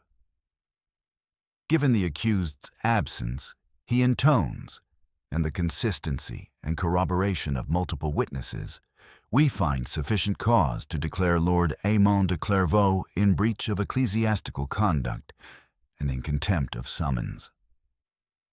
He lets the words hang there like smoke, then adds almost gently, his lands donated to St. Anne's Convent are hereby revoked and returned to diocesan stewardship for reassignment.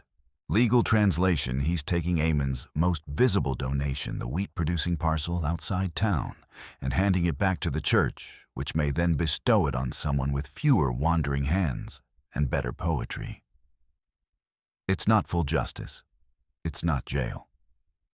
But in a world where noblemen often emerge unscathed after far worse, it's a lightning strike in dry season. You glance at Isabel. Her expression hasn't changed, but one of her fingers twitches against her sleeve. Relief, maybe, or anger that this is the best the system can do. Mainstream historical context slid in like a cautious footstep. Church courts in the 13th and 14th centuries had immense reach, particularly in matters of morality and ecclesiastical crime. But their punishments leaned toward public shaming fines and redistribution, rarely corporal punishment, especially for nobles. This ruling, while mild by modern standards, was a loud message to other lords who thought cloisters made convenient hunting grounds. And now comes the cleanup. You're asked to help deliver official notice to the convent. Sister Roberta insists on this, and you find yourself walking the familiar road back across fields littered with spring buds and goat droppings. Roberta tells you the nuns are already preparing a new storage shed on the reclaimed land. We'll call it Aymon's Barn, she grins. Let the name rot there. On the way, you pass by the outer gardens, where novices kneel in rows planting herbs. Marguerite spots you and waves with a dirt-streaked hand. We're starting mint, she calls. Fresh breath for righteous fury. Joke number 1 of the day.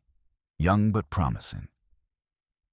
At the convent gates, the abbess greets you with a nod and a freshly inked letter. We've documented everything. Sister Isabel's statement, the verdict, even the steward's face when he realized he lost the good vineyard. She pauses.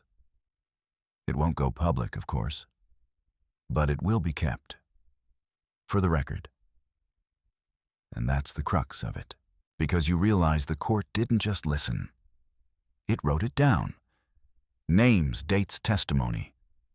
The parchment will yellow, the ink will fade, but the shape of the words will remain. And so will the names of the women who said them. Historical footnote. Time, hundreds of such cases survive in Latin-streaked court rolls tucked in university libraries or cathedral archives. Most never made headlines because there were no headlines. But together, they form a jagged record of resistance risk and really unimpressed nuns. Before you leave, you stop in the chapel. Isabel is there, kneeling before a statue of the Virgin, not in weeping or benediction, but silent focus. She sees you and stands brushing off her habit. You'll return to court, she asks. You nod. There's always another scroll to write. She thinks for a moment. Then write us in, and that's what you do. You walk back to the city with your notes pressed to your ribs' heartbeat, sinking with a rustle of parchment. In the chancery clerks still debate chimney taxes and bread levies.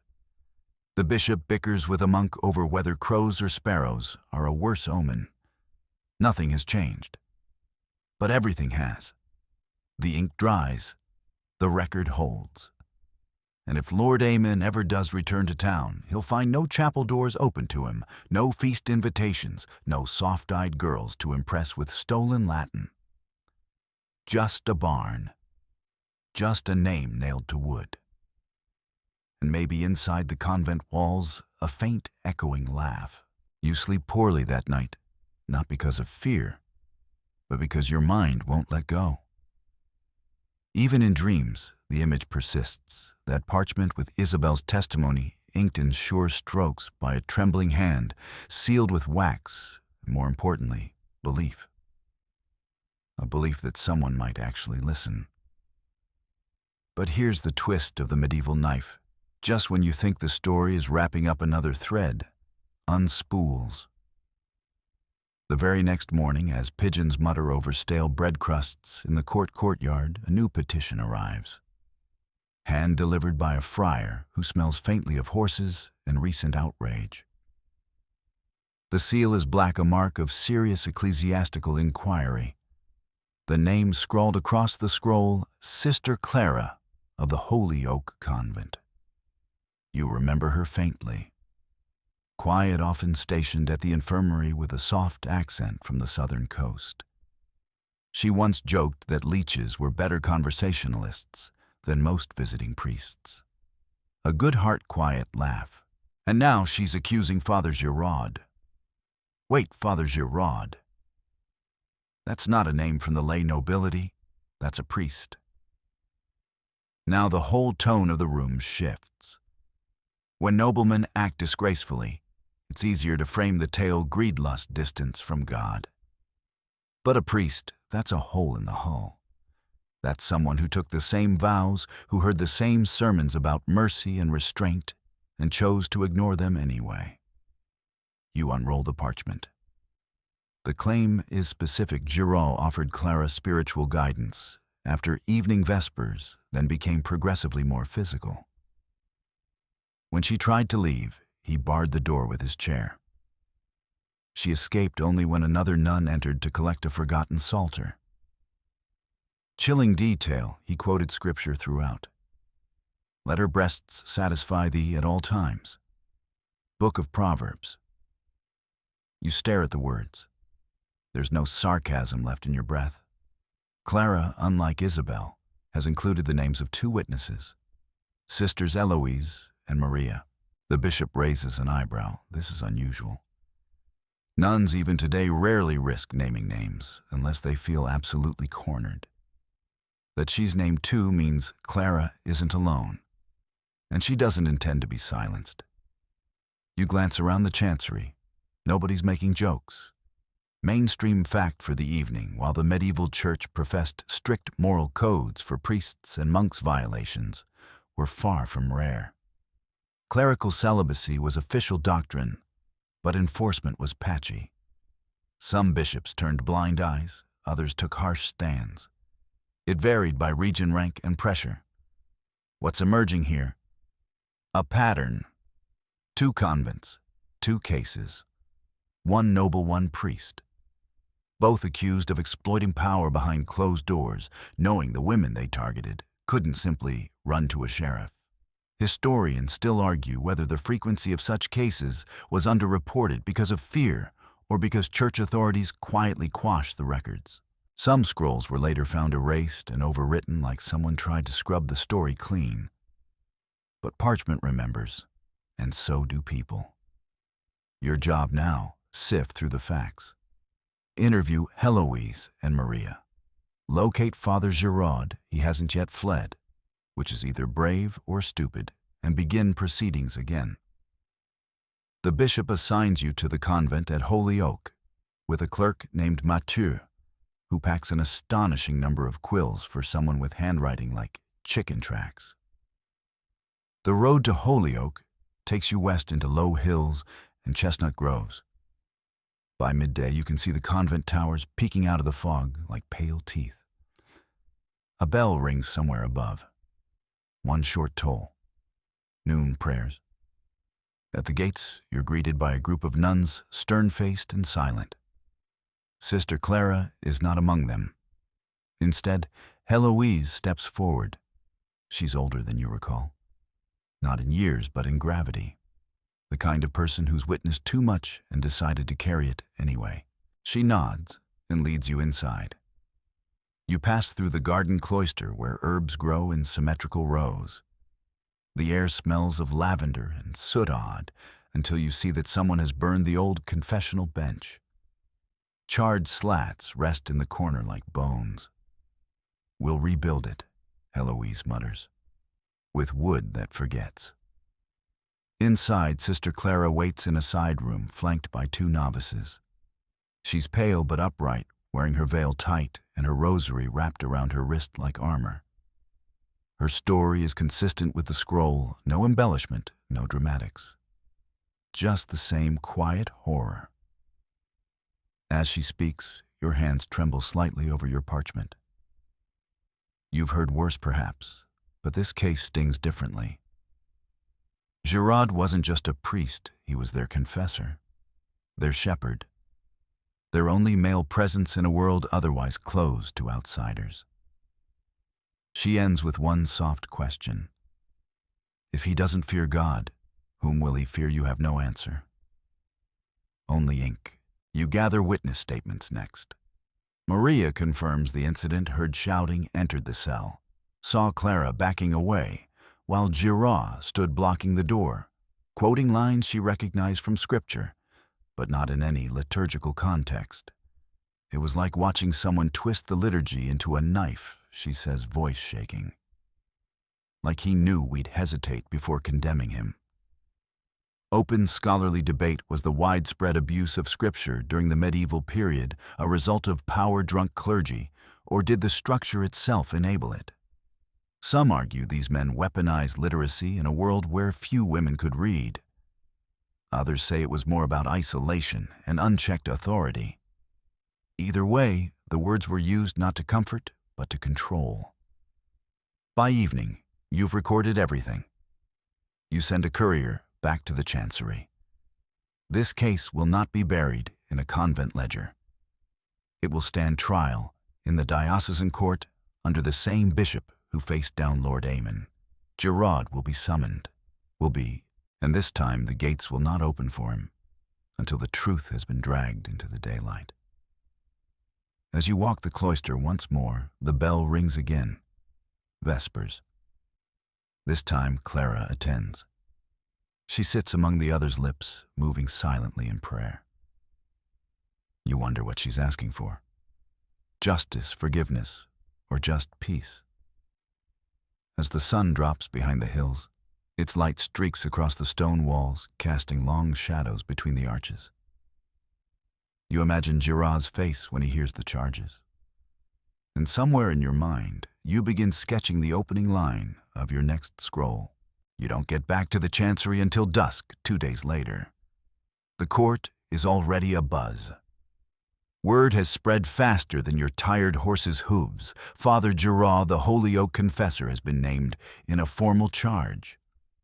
And not by one woman, by 3.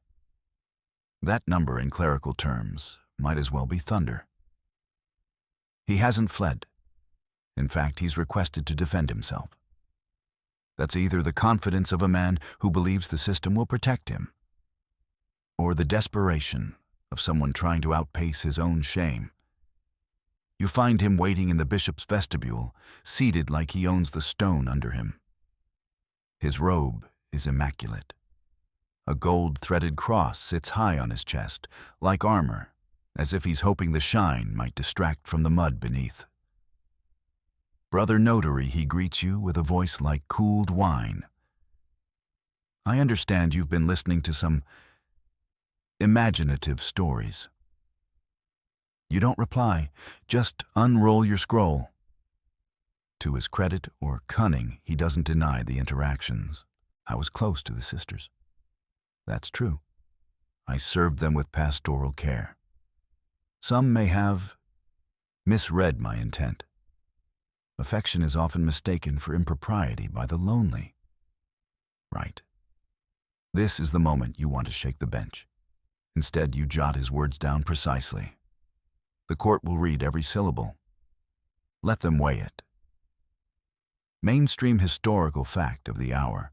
While canon law formally forbade sexual relations for clergy and practice enforcement, was wildly inconsistent. Wealthy priests, or those in influential abbeys, often lived with housekeepers who were really mistresses. Others paid quiet fines and returned to their duties as if nothing happened. Celibacy was idealized more than it was realized. You're not here to reform the system. You're here to make it admit what it already knows. The trial begins 2 days later. It isn't grand, just a few benches in the upper hall, candles guttering along the stone walls, the bishop presiding with his usual neutrality that somehow still feels like a judgment. But this time, more sisters attend than usual. Some take notes. Others clasp rosaries with white knuckles. Clara is called first. She repeats her story with the same quiet poise she held in the convent. Not once does she raise her voice. Her calm is scarier than rage. Then come the witnesses. Sister Maria, clear, unwavering, her testimony a mirror to Clara's. Eloise, more cautious, yet unmistakably honest. She hadn't seen the exact incident, but knew enough of Giraud's behavior over the years. Too many late spiritual council sessions, too many locked doors, too many young sisters asking if it was normal for their confessor to brush their hair. Then it's Giraud's turn again. This time, he doubles down. Calls it a campaign of jealousy and hysteria. Says that the women misunderstood his theological metaphors. That he quoted Proverbs as allegory, not indecency. You have to admit the man is smooth. He speaks with the fluency of someone who's convinced himself he's innocent, or perhaps convinced himself that the world would rather see him that way. But then comes the twist. Mathieu, your bumbling clerk with his inky sleeves, presents a detail everyone had missed: Giraud's former posting at a small monastery on the river Lane. Turns out there had been a complaint there too, filed by a lay sister who worked in the kitchens. The scroll had been quietly removed from the court's record, probably burned. But Mathieu found a ledger that listed the inquiry costs, penned in the bishop's own hand. The bishop leans forward, his brow darkening. That's 2 locations. Same behavior, same excuses. Historians still argue whether records like that one were anomalies or part of a widespread effort to quietly contain scandal. Some say it was self-protection, others suggest it was a way to maintain stability in fragile communities. But whatever the reason it meant, predators moved freely and victims paid the price. The bishop doesn't deliver judgment that day. He adjourns, says he'll deliberate, tells everyone to leave their statements on the altar for review. You step outside into the courtyard, where evening bells toll and the air smells of turned soil. Clara stands by a column, eyes on the sky. I don't expect him to be cast out, she says softly. Why not? She shrugs. Because if they punish him, they admit he was here to begin with. You don't want to believe that. But you can't argue with it either. Still, the court has teeth, even if it bites rarely. You return the next morning, nerves prickling. The bishop speaks calmly. Giraud is not defrocked, but he is removed from any confessional duties. He will no longer be posted in women's convents. Instead, he is reassigned to a monastery far inland under strict oversight. You blink. That's it. No penance, no trial in civil court, just a relocation. Clara doesn't flinch. It's more than most get, she murmurs. And the sisters know now. They'll watch the next one closer. Your heart sinks, but not completely. Because now there's precedent. The case was documented. Giraud's name will follow him like smoke. And in a strange way, the sisters won. Not just because they were heard, but because they spoke at all. Loudly, clearly, without waiting for permission. Fringe tidbit in a few rare convents, especially those tied to royal patronage abbesses, wielded surprising authority. Some even excommunicated male clergy who overstepped. There's an apocryphal story about a nun in Burgundy who slapped a bishop with her sandal. No record proves it. But you desperately want it to be true. Before you leave the chancery, you hand Clara's statement back to her. She reads a line, then tucks it into her robe. I'll keep it, she says, in case someone else needs to read it one day. You don't ask what she means. You already know. You awake with the sun barely scraping the horizon, a pale brushstroke against the village rooftops, the smell of damp earth curling through your window. Today you accompany Sister Marguerite to the market, where she trades herbs and remedies she's cultivated in the convent's small garden. You might think this is a quiet, uneventful errand, but you know better here even simple tasks have layers. Marguerite wears a habit dyed deep indigo, the fabric heavy but well cared for. Her hands roughened by years of work cradle a wicker basket laden with bundles of dried lavender sage and rosemary. The morning chill mingles with the sweet scent of blossoms and the distant clatter of wooden carts. At the market, in the mix of sounds, is a medieval symphony, merchants calling their wares chickens, squawking, and the clink of coins changing hands. Women in russet gowns barter for cloth. Men in leather jerkins argue over the price of cheese. Marguerite moves with purpose, weaving through the crowd, stopping briefly to speak with a stallholder, offering hand-forged iron fire tongs.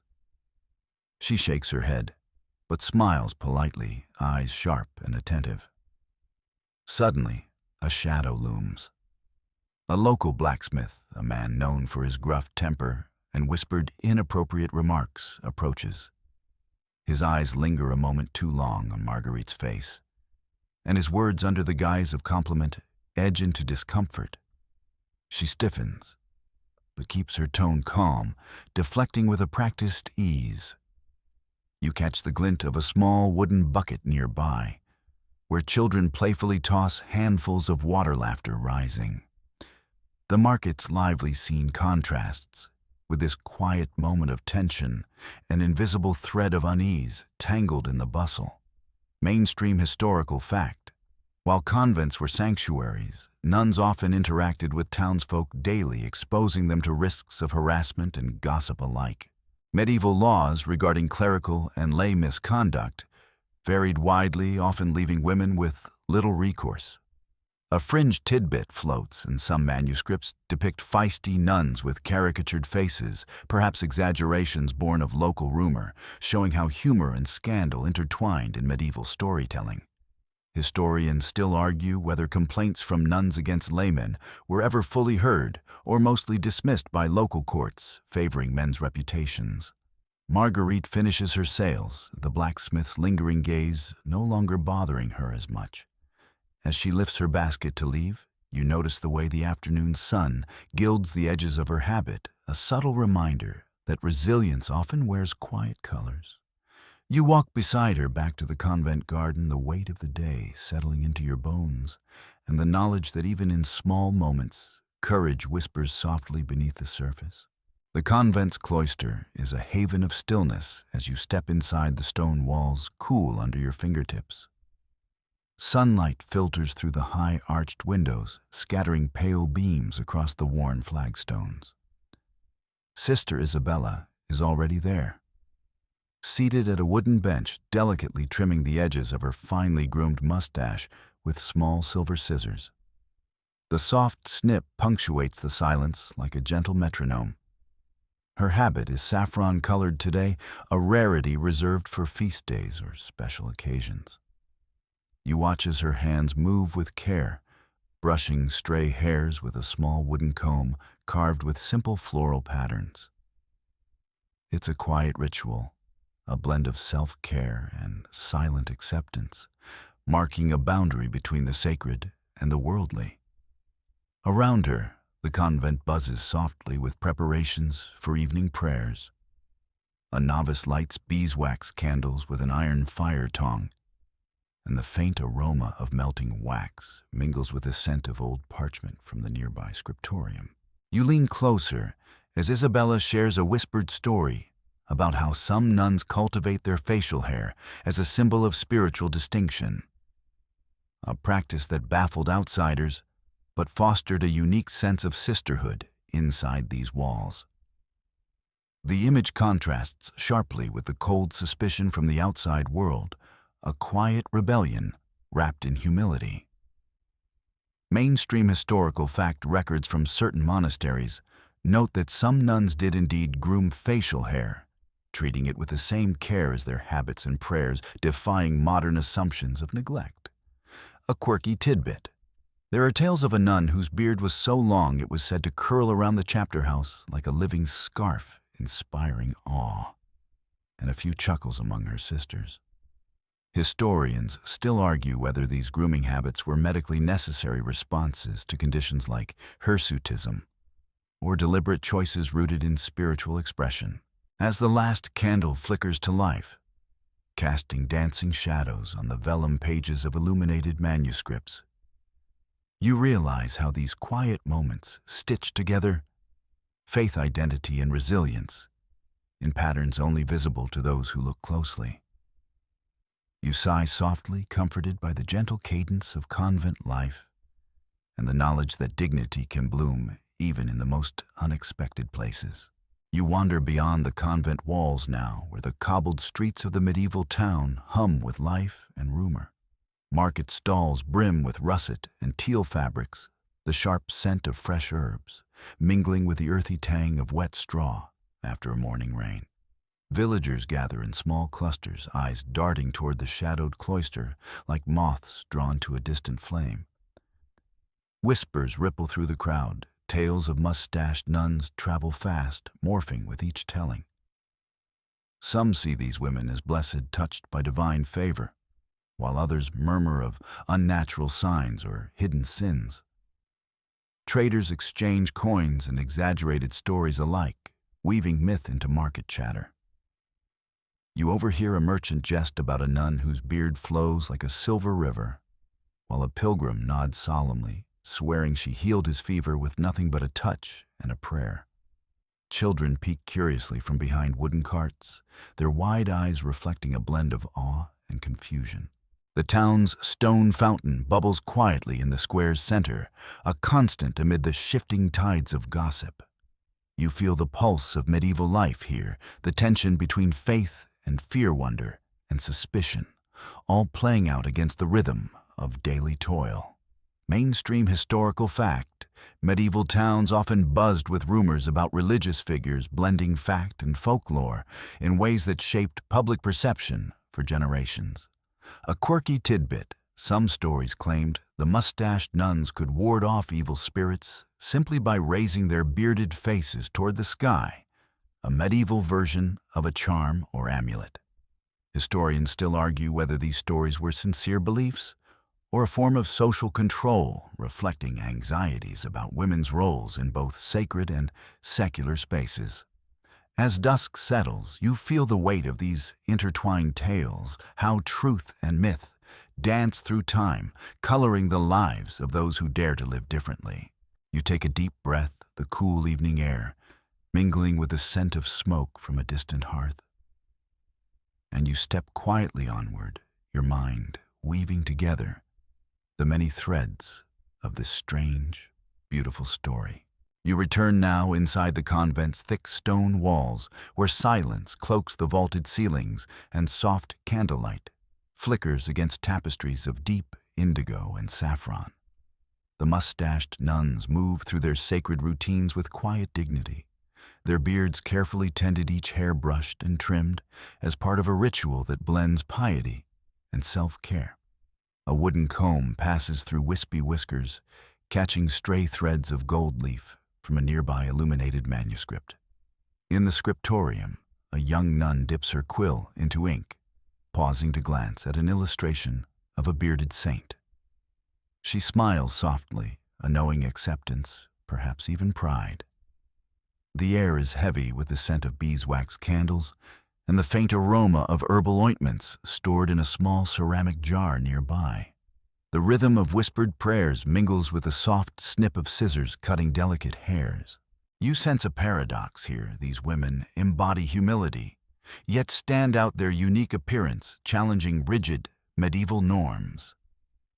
Their beards are not signs of shame, but badges of distinction woven into their identity as servants of faith.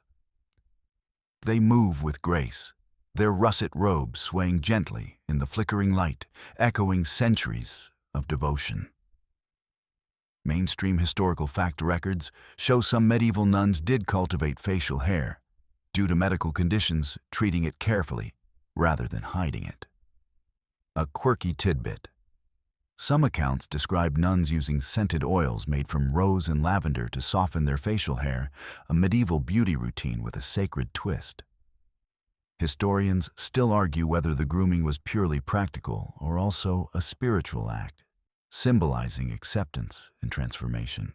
As you listen to the distant toll of the chapel bell, you realize these nuns crafted their own sacred space, where difference was honored and mystery embraced a quiet rebellion in a world of conformity. You settle deeper into this serene moment, feeling the calm certainty of faith and identity, entwined beneath ancient stone arches. The cloister garden breathes softly in the early dawn mist, curling over clipped box hedges and fragrant herb beds, thyme, rosemary, and lavender, mingling with the fresh morning air. You follow one of the mustached nuns as she walks slowly along the stone path, her russet habit brushing gently against dew-kissed grass. Her beard, delicate and wispy, catches the first pale light of day, almost shimmering, with a faint gold hue. She stops beside a wooden bench where small wicker baskets hold sprigs of healing herbs gathered from the garden. With hands as gentle as prayer, she selects a few leaves, the faint rustle a comforting counterpoint to the bird calls overhead. The garden, a sanctuary within sanctuary, offers solace and renewal, both physical and spiritual. You hear the soft murmur of monks in the distance, debating theology, their voices drifting through the arched windows of the convent. Some question the very presence of these bearded women. Was it a blessing from God or a test of faith? Such debates, heated and hushed, reveal the fragile intersection of belief and fear in a world still grappling with the mysterious. Mainstream historical fact: medieval convent gardens often served both medicinal and contemplative purposes, tended by nuns trained in herbal healing. A quirky tidbit: some manuscripts depict nuns wearing tiny bells on their belts, supposedly to ward off evil spirits while tending the garden. Historians still argue whether the beard symbolized divine favor or social defiance, reflecting the era's complex views on gender and sanctity. As the sun climbs, the nun's face softens into a peaceful smile, embodying resilience, a quiet reminder that strength often grows where society least expects it. You feel the slow pulse of history blend with the gentle rhythm of the garden, a calm whisper from the past that invites you to rest within its timeless embrace. The great hall of the monastery is dimly lit by high, narrow windows, their stained glass casting muted colors over long wooden tables and stone floors worn smooth by generations. You watch as a heated discussion unfolds between several monks and a visiting cleric robes in deep indigo and saffron, swirling as they gesticulate in earnest debate. The topic: the mustached nuns, and whether their beards signify divine grace or a troubling defiance of natural order. You can almost hear the sharp whispers ripple through the cloisters afterward, like a secret passed between shadows. A young novice, her hair hidden beneath a simple white wimple, listens from a distance, wide-eyed, but silent. Her thoughts are a mystery, but you imagine her wondering how such debates echo in her future. These disagreements embody the tension between tradition and change, the sacred and the profane, where faith struggles with the unexpected. Mainstream historical fact: church councils in the Middle Ages often debated issues of gender and holiness, sometimes scrutinizing women who deviated from norms. A quirky tidbit: some medieval theologians believed that beards on women were signs of penitence, a sort of divine punishment or purification. Historians still argue whether these debates were sincere theological inquiries or veiled attempts to control women's roles in religious life. The air is thick with incense and the weight of centuries-old doctrine. Yet beneath it, you sense a quiet evolution, tiny cracks where new ideas begin to seep through. As voices rise and fall, you settle deeper into the unfolding story, feeling the pulse of human complexity woven through these ancient stones. Outside the cloister garden breathes a soft, cool twilight petals and leaves whispering in the gentle breeze. You follow the slow, deliberate steps of a bearded nun as she moves among herbs and flowers, her russet habit contrasting with the soft green around her. Her mustache catches the fading light, a subtle yet proud emblem of her identity. She pauses to touch a rosemary bush, the scent rising like a prayer in the dusk air. This garden is her sanctuary, a place where healing and contemplation intertwine far from the murmurs of judgment. A wooden bucket rests nearby, filled with freshly picked lavender and sage, evidence of her daily devotion to both body and spirit. Her presence in this peaceful scene challenges the era's rigid expectations, blending strength with quiet grace. Mainstream historical fact: monastic gardens were essential for healing, and medicinal herbs tended carefully by nuns and monks alike.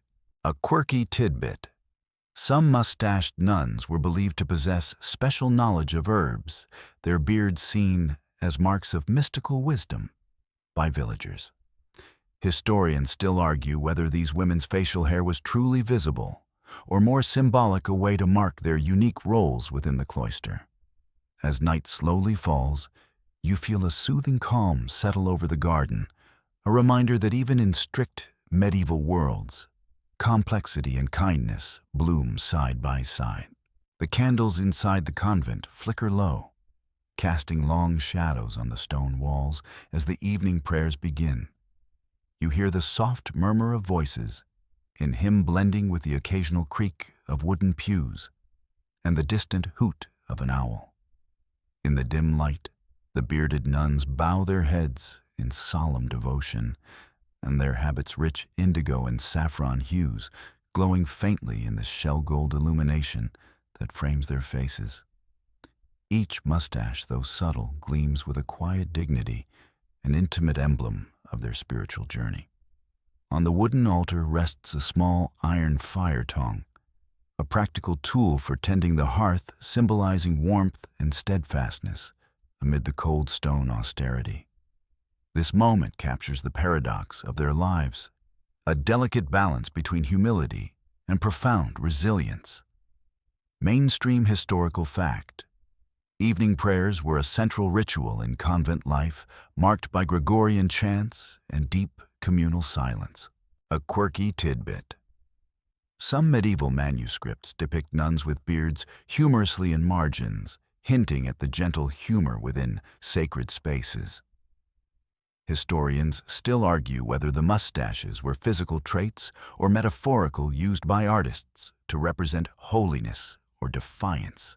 As the chants swell softly, you feel the tender embrace of faith and mystery wrap around you, the past's gentle lullaby inviting rest. Outside the cloister garden lies bathed in the soft glow of dusk, its winding paths lined with lavender and rosemary, their scents mingling faintly in the cool air.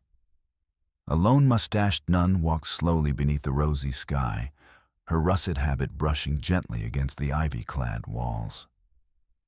Her whiskers catch the last golden rays, a subtle shimmer of shell gold on vellum, brought to life in this peaceful moment. She pauses by a wooden bucket filled with fresh spring water, her hands clasped in quiet reflection, embodying the gentle strength of centuries past. Mainstream historical fact: cloister gardens served as sanctuaries for meditation, healing herbs, and quiet contemplation in convent life. A quirky tidbit: some scholars suggest the mustached nuns may have been seen as mediators between earthly and divine realms, bridging worlds with their unique appearance. Historians still argue whether these women embraced their beards as spiritual symbols or were simply marked by nature's quirks. As twilight deepens, you feel your eyelids grow heavy, the soft hum of history's whispers guiding you toward rest. Let the strange, comforting stories of these remarkable women cradle you gently as you drift into dreams, wrapped in the calm mystery of a time both distant and oddly familiar.